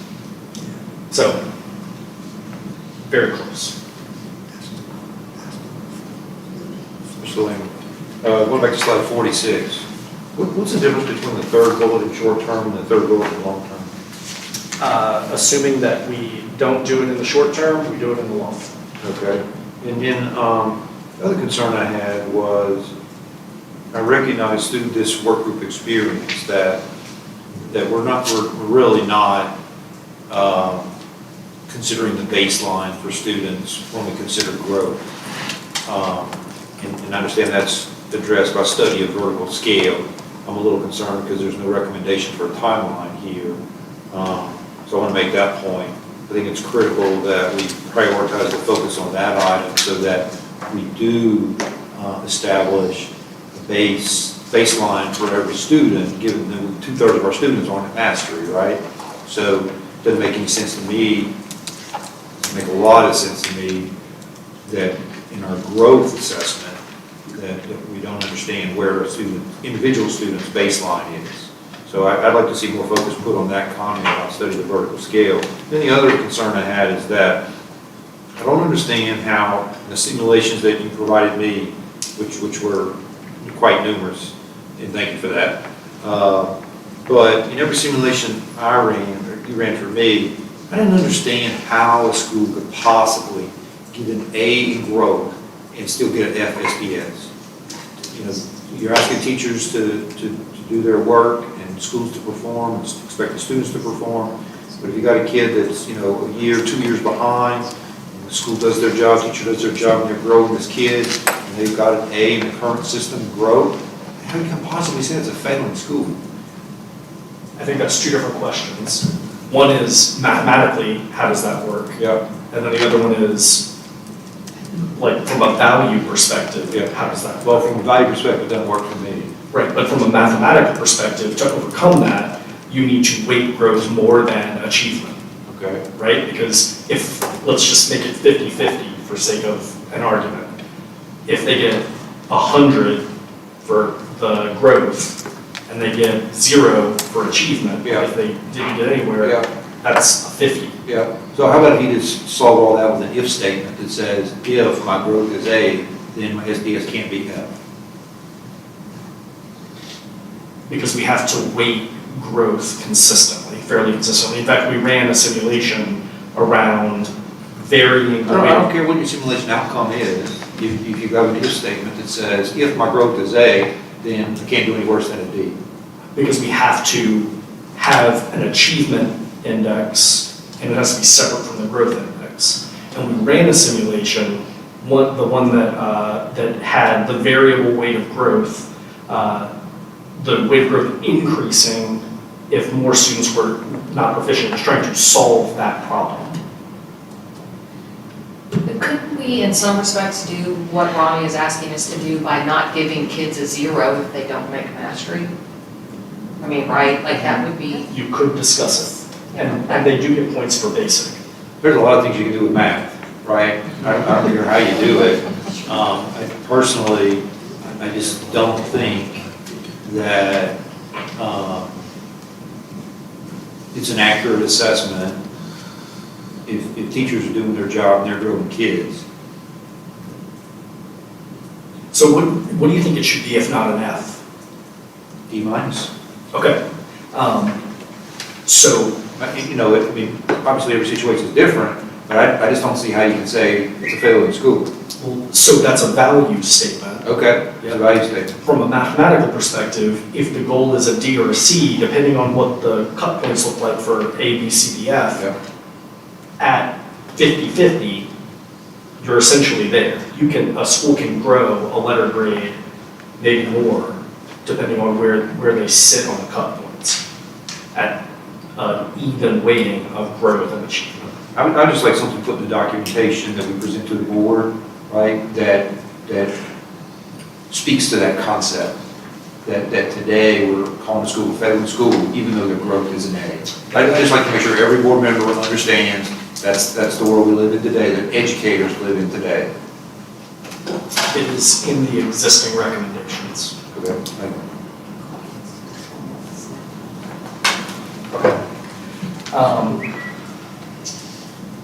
Okay. Yeah, so we're on slide 49. Thank you, Mr. Morris. In the short and the long run, we have to increase the information that's available from our assessment.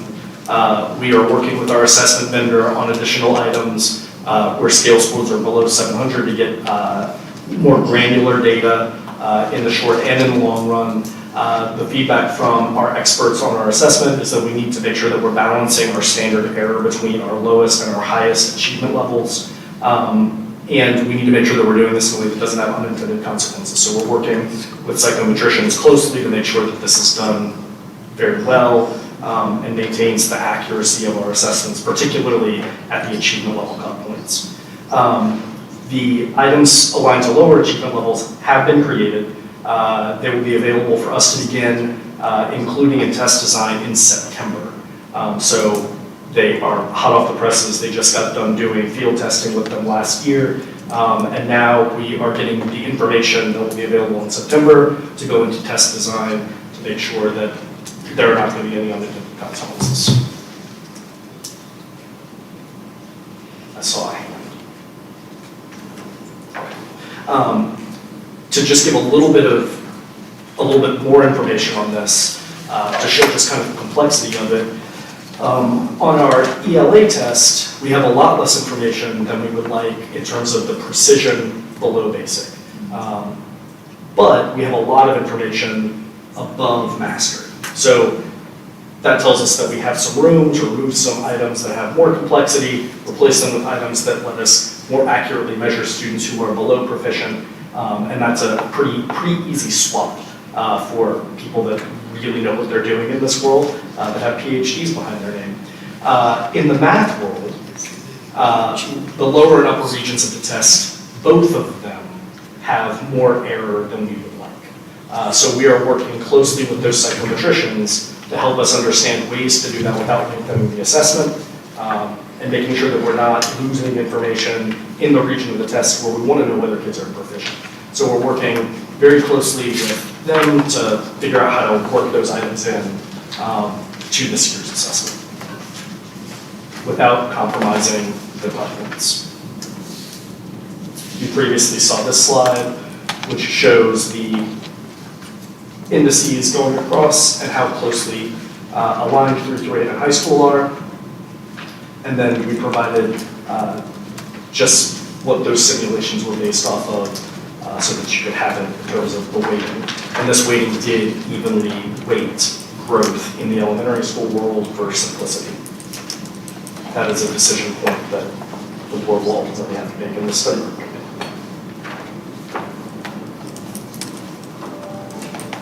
Okay, ensure strong literacy foundations.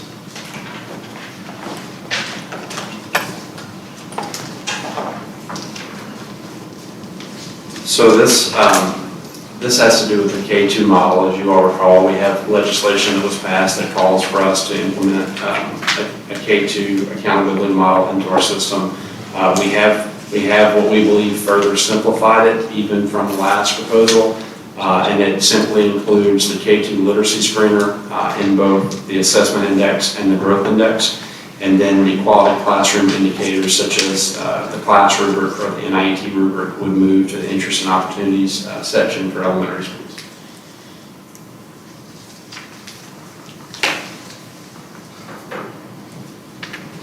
Timeline is the next issue. So we provided the timeline here. September to spring, assuming adoption of policy, would be identifying those intermediate credentials and reviewing the rigor of all of the other credentials. Special populations work group would continue, and we would begin the process to amend our ESSA plan once BESE has moved policy so that we can begin that process. And then if we need to recommend additional adjustments based off of feedback from US Ed and from the special populations group, et cetera, we would bring those to BESE as needed. Winter 2024, BESE would consider letter grade scales using the 23-24 SPS, as we showed in the bulletin language that we showed earlier. 24-25 would be the last year of the current formula, and 25-26 would be the first year of a new formula. That ends the presentation on this issue, if I understand it right. That's right. Okay, we have several speakers. Angela Beck will be our first one. Come up.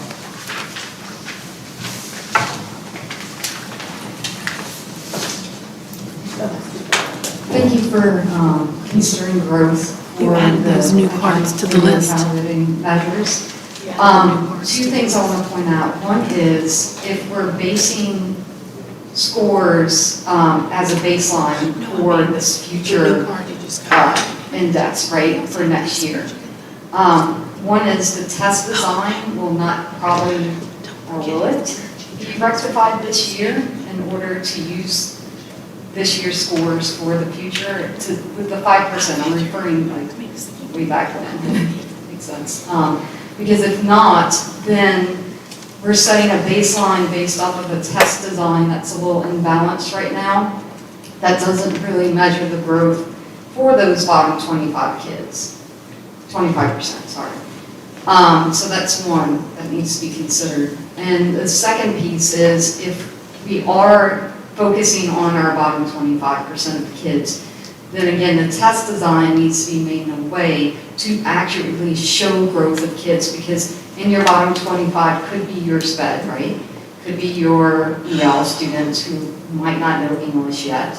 It could be kids that are in foster care or homeless and all those type of things.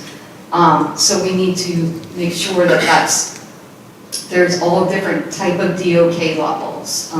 Depth of knowledge, sorry, it's an acronym, but where kids can be successful on various levels of questions that are on grade level to show the growth. So I do ask that consideration be made, test design, and then again, if we're using a baseline based off of information that's not reflective of that, it kind of is going to, again, we're going to be sitting back at the same table, having these same, discussions of why can't, schools perform better if it's not based off the right information, I guess. Thank you. Thank you. Next speaker is Patty Blazen, Discovery Schools and Chair of the Accountability Commission.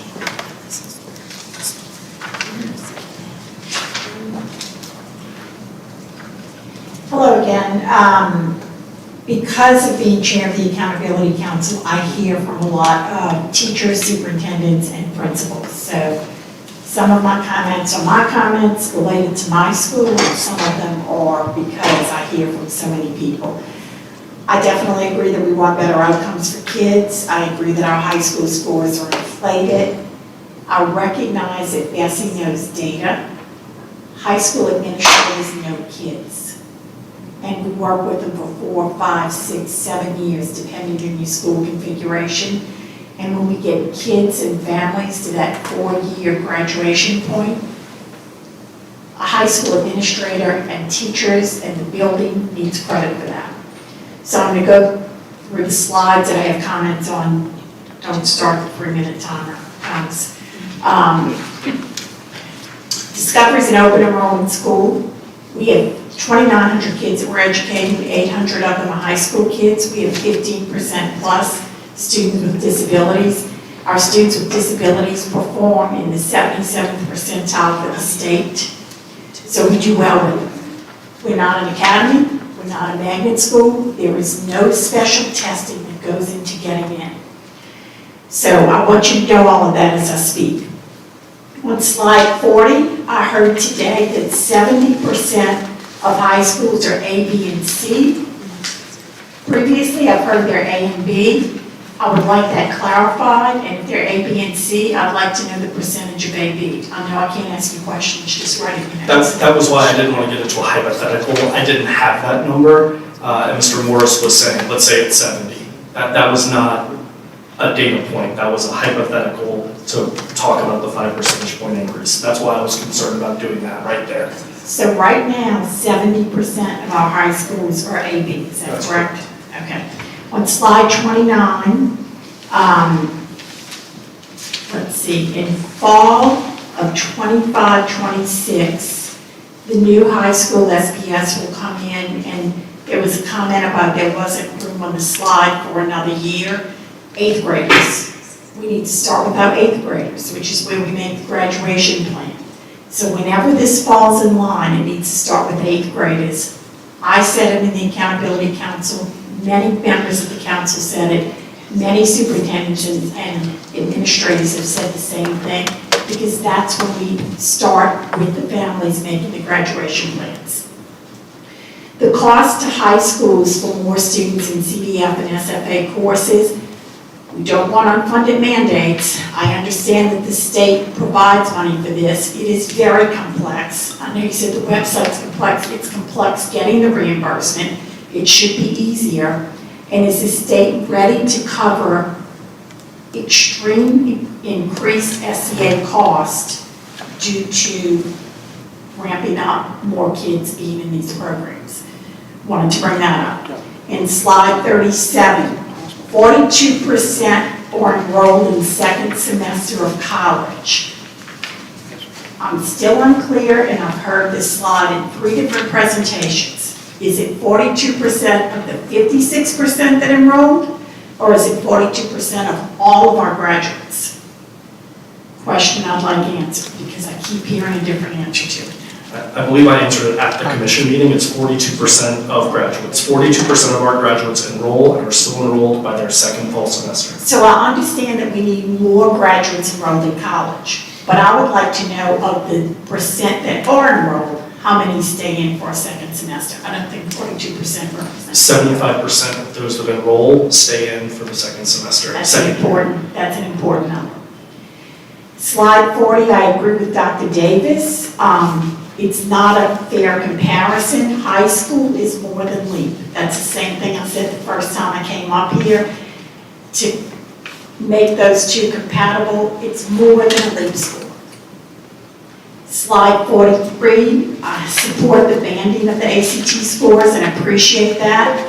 17 is aligned with tops and should receive points, 0 to 16, 0, I understand, especially with taking away the work keys. Levels 4 and 5 of the work keys, if you have taken it, which you can take it online, I encourage you to do that, or very much like ACT questions. So please reconsider 17 being given in that band where you get at least some points for it. Slide 41. I've said this 10 times, I'm going to say it again and keep saying it. I think an associate degree is unrealistic. My kids are my high-performing kids, my balance, my sales, all of those honor roll kids, they're not interested in an associate's degree because they're taking high-level classes. I have talked to numerous principals about this. I can't identify the kids that are interested or their parents in an associate degree while in high school. 4-year graduates being given 0 credit, not right.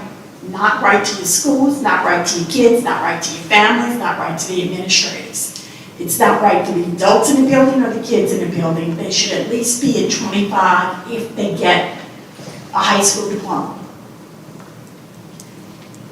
And personally, as far as the associate degrees go in dual enrollment, I don't want to put high school kids on college campuses. I'm trying to keep boundaries around them. They're still growing and developing. We're working around that, but it's not something I'm looking to do. I agree with Mr. Morris that an A school in growth should not be an F school. Teaching reading, teaching math, teaching is a developmental process. Whether you want to admit it or not, it's a developmental process. When you make progress with a child, you should not get an F for making progress with a child that comes in much lower than a child that, say, comes from some kind of home where they come in at a much higher level early on. So I appreciate all of that. I think that's all of my points for now. This is important.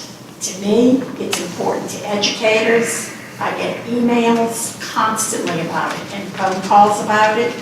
While I appreciate the work, I really hope you all hear the voices of educators and not just decide this as a BESE group without including the hard work of the educators that are going into every child, every building, all of you.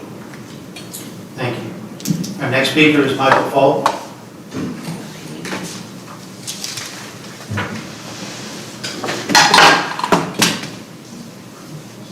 Drop the mic, sorry. Tough act to follow. I told you we had a draft proposal from the superintendents that identify specific issues of the information that we had up until today. Now, we are going to meet again based on what was shared with the study group today and have some specific recommendations at the BESE meeting in August. I want to allude to 2 points, talking about dual enrollment and access and equity. I serve on the dual enrollment task force as co-chair, and one of the things that we are doing is we have instituted mobile labs, especially in the rural communities, to be able to get students access to programs that they might not otherwise have access to. The other thing is we're talking about funding, and I shared this point with Mr. Morris at the one of those task forces we serve on. The current funding formula is a minimum foundation program.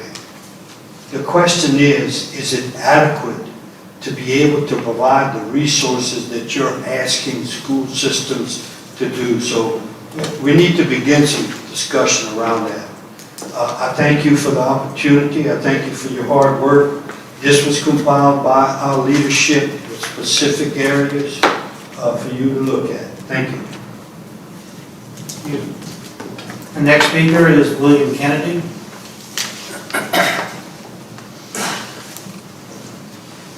Thank you. I appreciate the opportunity to speak to you again. Just respectfully, I'm going to ask some questions just because I don't understand. How does this move forward to the entire BESE group on the 22nd? Do you take what y'all discussed today? And the reason I ask the question, I'm starting my 32nd year, and I moved into the administration in 2005 and have worked very closely with accountability through that time. And I think I have a pretty good understanding of how the accountability system currently works. And there's a lot of unanswered questions. There's a lot of questions that I have that, does it go to BESE just kind of generalized and then we work those answers out, or how does it work moving forward, I guess? Can somebody? That'll depend on what happens with this recommendation, which is up there. And then it would go to BESE and be discussed as necessary. So you all put something together after this meeting to take them more specific? Is The that? department would put what was presented on these slides into words, policy type words, and bring that to BESE as a proposal for BESE to consider. Okay. I appreciate the inclusion in the strength of diploma classification of the intermediate piece. I have talked to Mr. Lambert a number of times that in our area, there are some credentials that a kid can receive that is just a state basic credential that would receive 50 points that I think should be valued much more than that. So that's included in that intermediate. But that's kind of part of my question. BESE passes something to move forward on the 22nd. What are those intermediate ones? And again, I'm speaking on behalf of Clayton Parish Schools. I have 1,700 kids out of 700,000 plus. But I think my children all have the same opportunities when compared to everybody else in the state. And we don't, or we won't in some of this because of our geographical location, because of our relative wealth. One meal in Clayton Parish does not generate the same amount of money as one meal in most other places in Louisiana. So there are some inequities. Thomas, you're pretty quick with movements. Can you, 55? Okay, so if the new formulas can go into effect in 25, 26, is the senior class still lagging a year behind? So my current sophomores, who will be seniors in 25, they will be the ones that count in that first year of the 26, of the 25, 26. Correct? Okay, if they're going to lag a year behind, I mean, we just need to know that our current sophomores are going to be graduating in 25. They count on the 26 accountability in the strength of diploma and the cohort. So that group of kids is going to, I just want people going in thinking I don't have to worry about anything except for my freshman incoming class, because sophomores are part of that. Dr. Davis asked a question about everybody taking the ACT. Everybody doesn't. Everybody's required to, but you have special needs children that are nonverbal or that are confined to a bed that can't take it. They receive a 0 for that. They also receive a 0 in the graduation index. I know that they're supposed to test because of federal accountability. I have children that can't take the test, they don't, so they get a 0 there as well. I understand the federal accountability side of it, okay? But the ACT side, I'm questioning, do we have the ability to change that? If we're gonna use the ACT for college-bound kids or any kid at this federal, but we're only gonna use the work keys for our jumpstart children. Okay, I think if you go back and look, before we started testing every child as a junior in the ACT, children that took the ACT were college-bound kids. They were kids that needed the ACT for entrance. When we started testing every child in the ACT, you saw that number go down. I think if you take the work keys or the jumpstart kids out of the ACT, you're gonna see your ACT index go up. I don't know if we want the ACT index to go up or not, I don't know that it matters.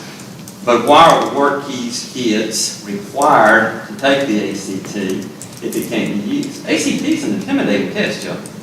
It's intimidating for a lot of kids. Mr. Lambert, can you help me here? I thought the concept here was to make sure that every student had that opportunity. And here you, by mandating it, I thought the idea was to ensure that every student had the opportunity to get that basically assessment for their preparation for college. That's true. Yeah, and opportunity means we could make it available to them in the state pay for it in the spring, but requiring them to take it is necessary to require them to take it, I guess is what I'm asking, if the work keys will count on their piece. And maybe that's irrelevant, I mean, but it's an intimidating test for some children. And keep in mind, kids on the Jumpstart Diploma don't have to take the same classes, the 4 Englishes, the 4 Maths, the 4 Sciences, the 4 Social Studies, as a kid that is on the top-down curriculum. They're not getting the same set of college-bound curriculum that the Jumpstart kid is also getting. Okay. Mr. Lambert, a little more clarification here. Is that state law or is that BESE policy that requires every child to take the ACT? BESE policy. Who's going to 46, I think?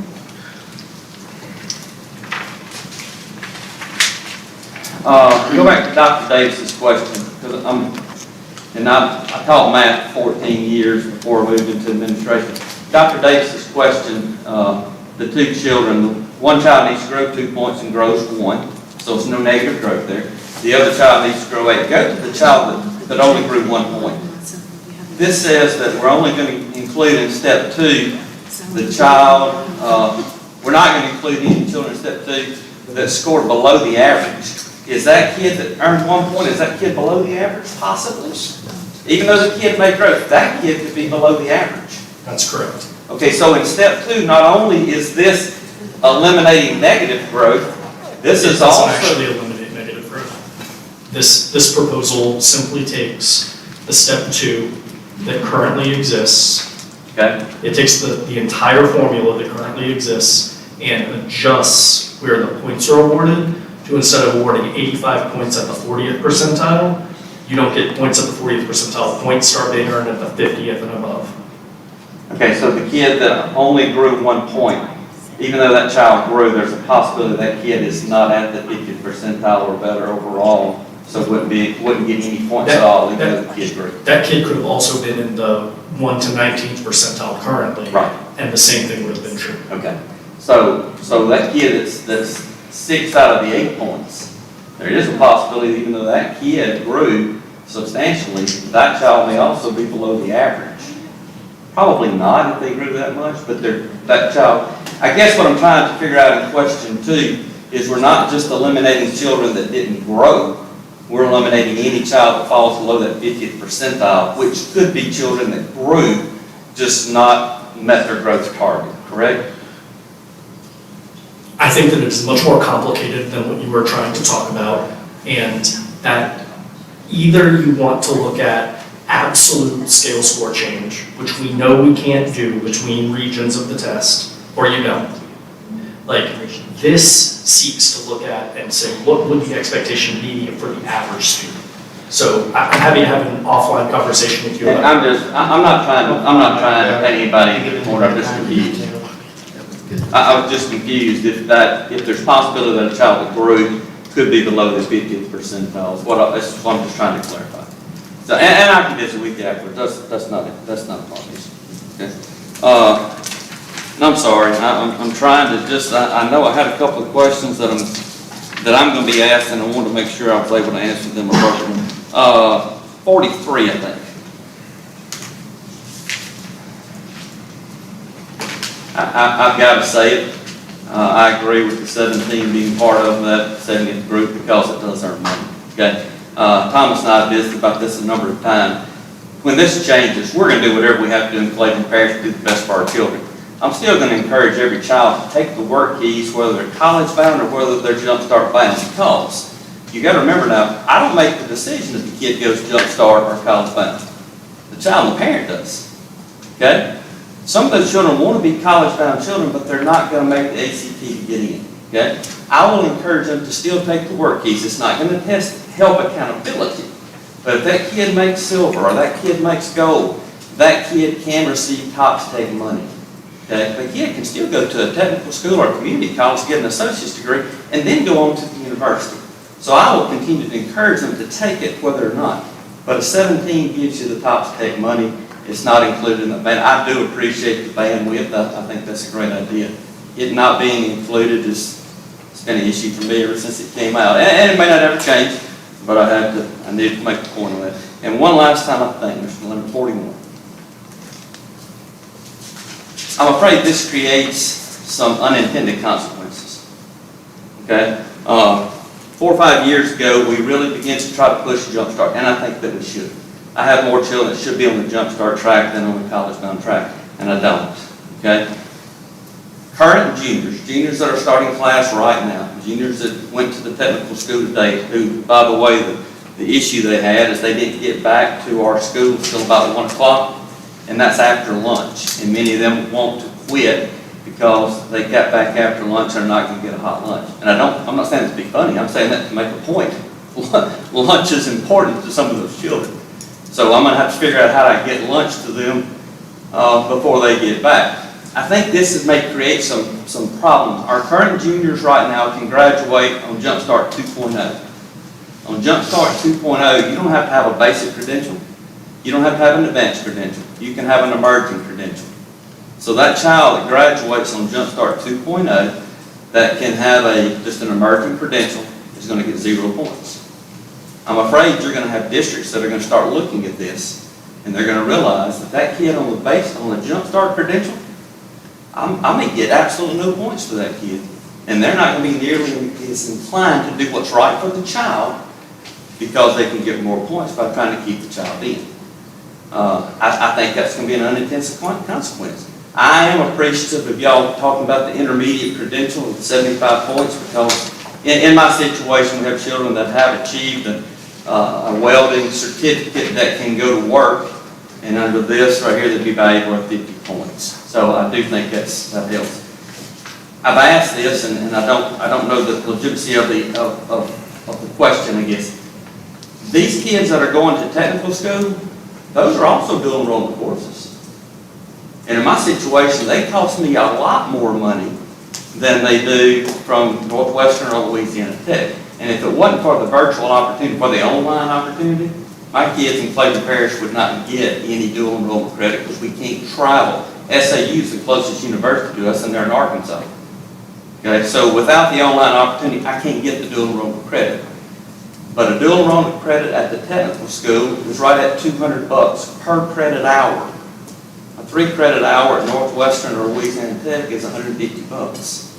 So those dual enrollment credits at a technical school, they're not accepted as being dual enrollment up here.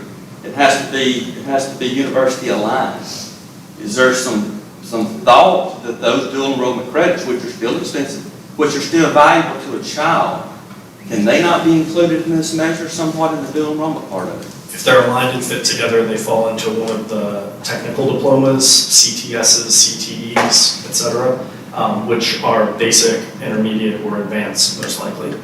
To get that diploma is 45 credit hours. That's $9,000 a kid. There are opportunities to use through the technical school in my situation. There's opportunity to use CDF money, which I'm appreciative of. There's opportunity to use Perkins money, which I'm appreciative of.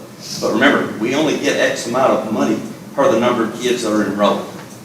You just asked me a question about where it is and how you get the points, and I answered that one. Oh, I understand. I get you. I'm not trying to be difficult again. Okay? I do think that creates some inequity issues because of our geographical location. My children don't have the same ability to get some of that others do. I can't hire a nurse to come in and teach CNA in Clayton Parish. I can't hire a welder to come in and teach welding in Clayton Parish. They make up more money otherwise. So I appreciate all your time, a number of questions there, and Mr. Lemon, I would appreciate being able to visit with some of those. Okay. That concludes the speakers.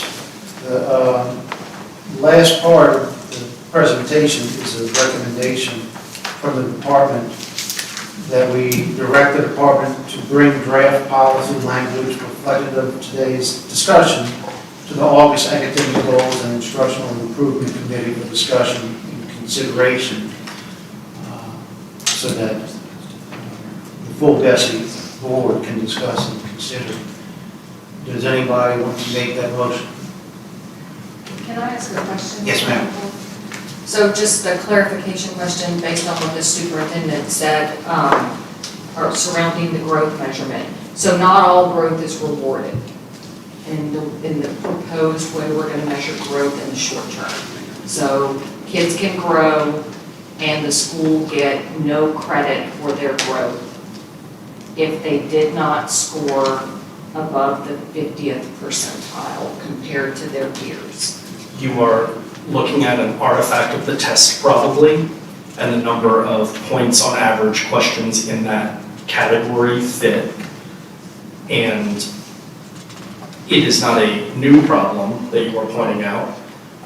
It is the same basic challenge, but if a student on average would have grown 8 points and that student grew 5, they grew less than what was normal for that area of the test, which would tell you that they did not actually grow. I think that it's a misnomer to really talk about growth in that way, because a fourth grader doesn't lose information.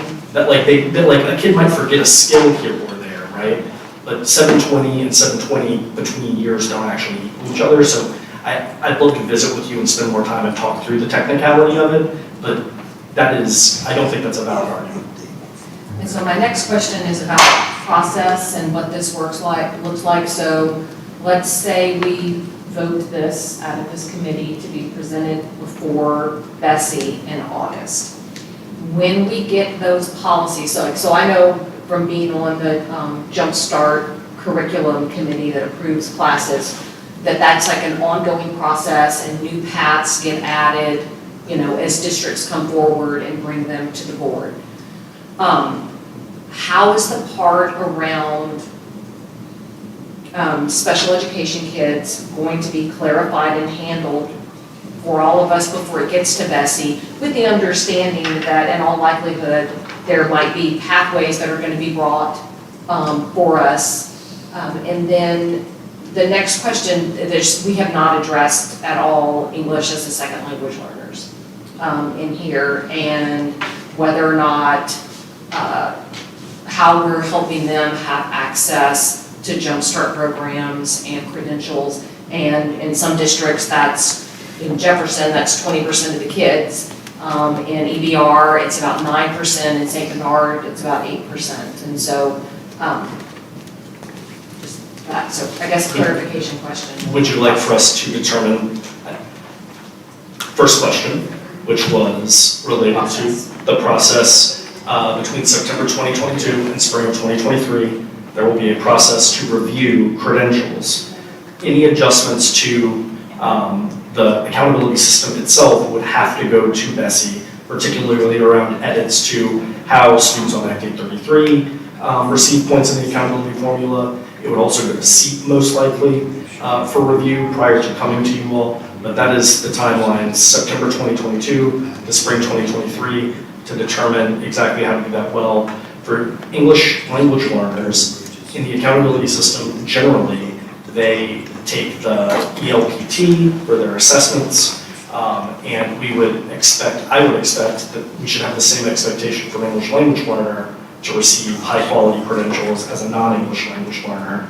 If the study group feels differently, then we could add it to a special populations review, but I think that would be No, I think they need access to it. I guess I'm just concerned about language development, right? So we have them take the English language test the first year, and then their second year, they're taking all their standardized tests in English, correct? They take that ELT, I think, up to 5 or 6, and they have 6 years to get to academic proficiency. Okay, And so I guess my question is, though, but we're not offering them, we're still giving them their assessments in another language because we know they're not proficient in English. Are we giving them access? We can explore what credentials offer a Spanish language version or Thank you. Mandarin or whatever Yeah. the many options of languages that we should look at. I just think that's pretty important. Thank you. Mr. Garvin, just one point. Yes. When accountability proposals were deferred multiple times last year, the point of the creation of this committee was building consensus around a few ideas to move forward. And so we have worked at the pleasure of the committee each time to try and bring things forward that align to the conversations that we were hearing. And so we will, based on the decision of this committee, we will capture that and transfer that into policy language, working with Shannon and the BESE office. And then that would be what you all would see at the upcoming BESE meeting.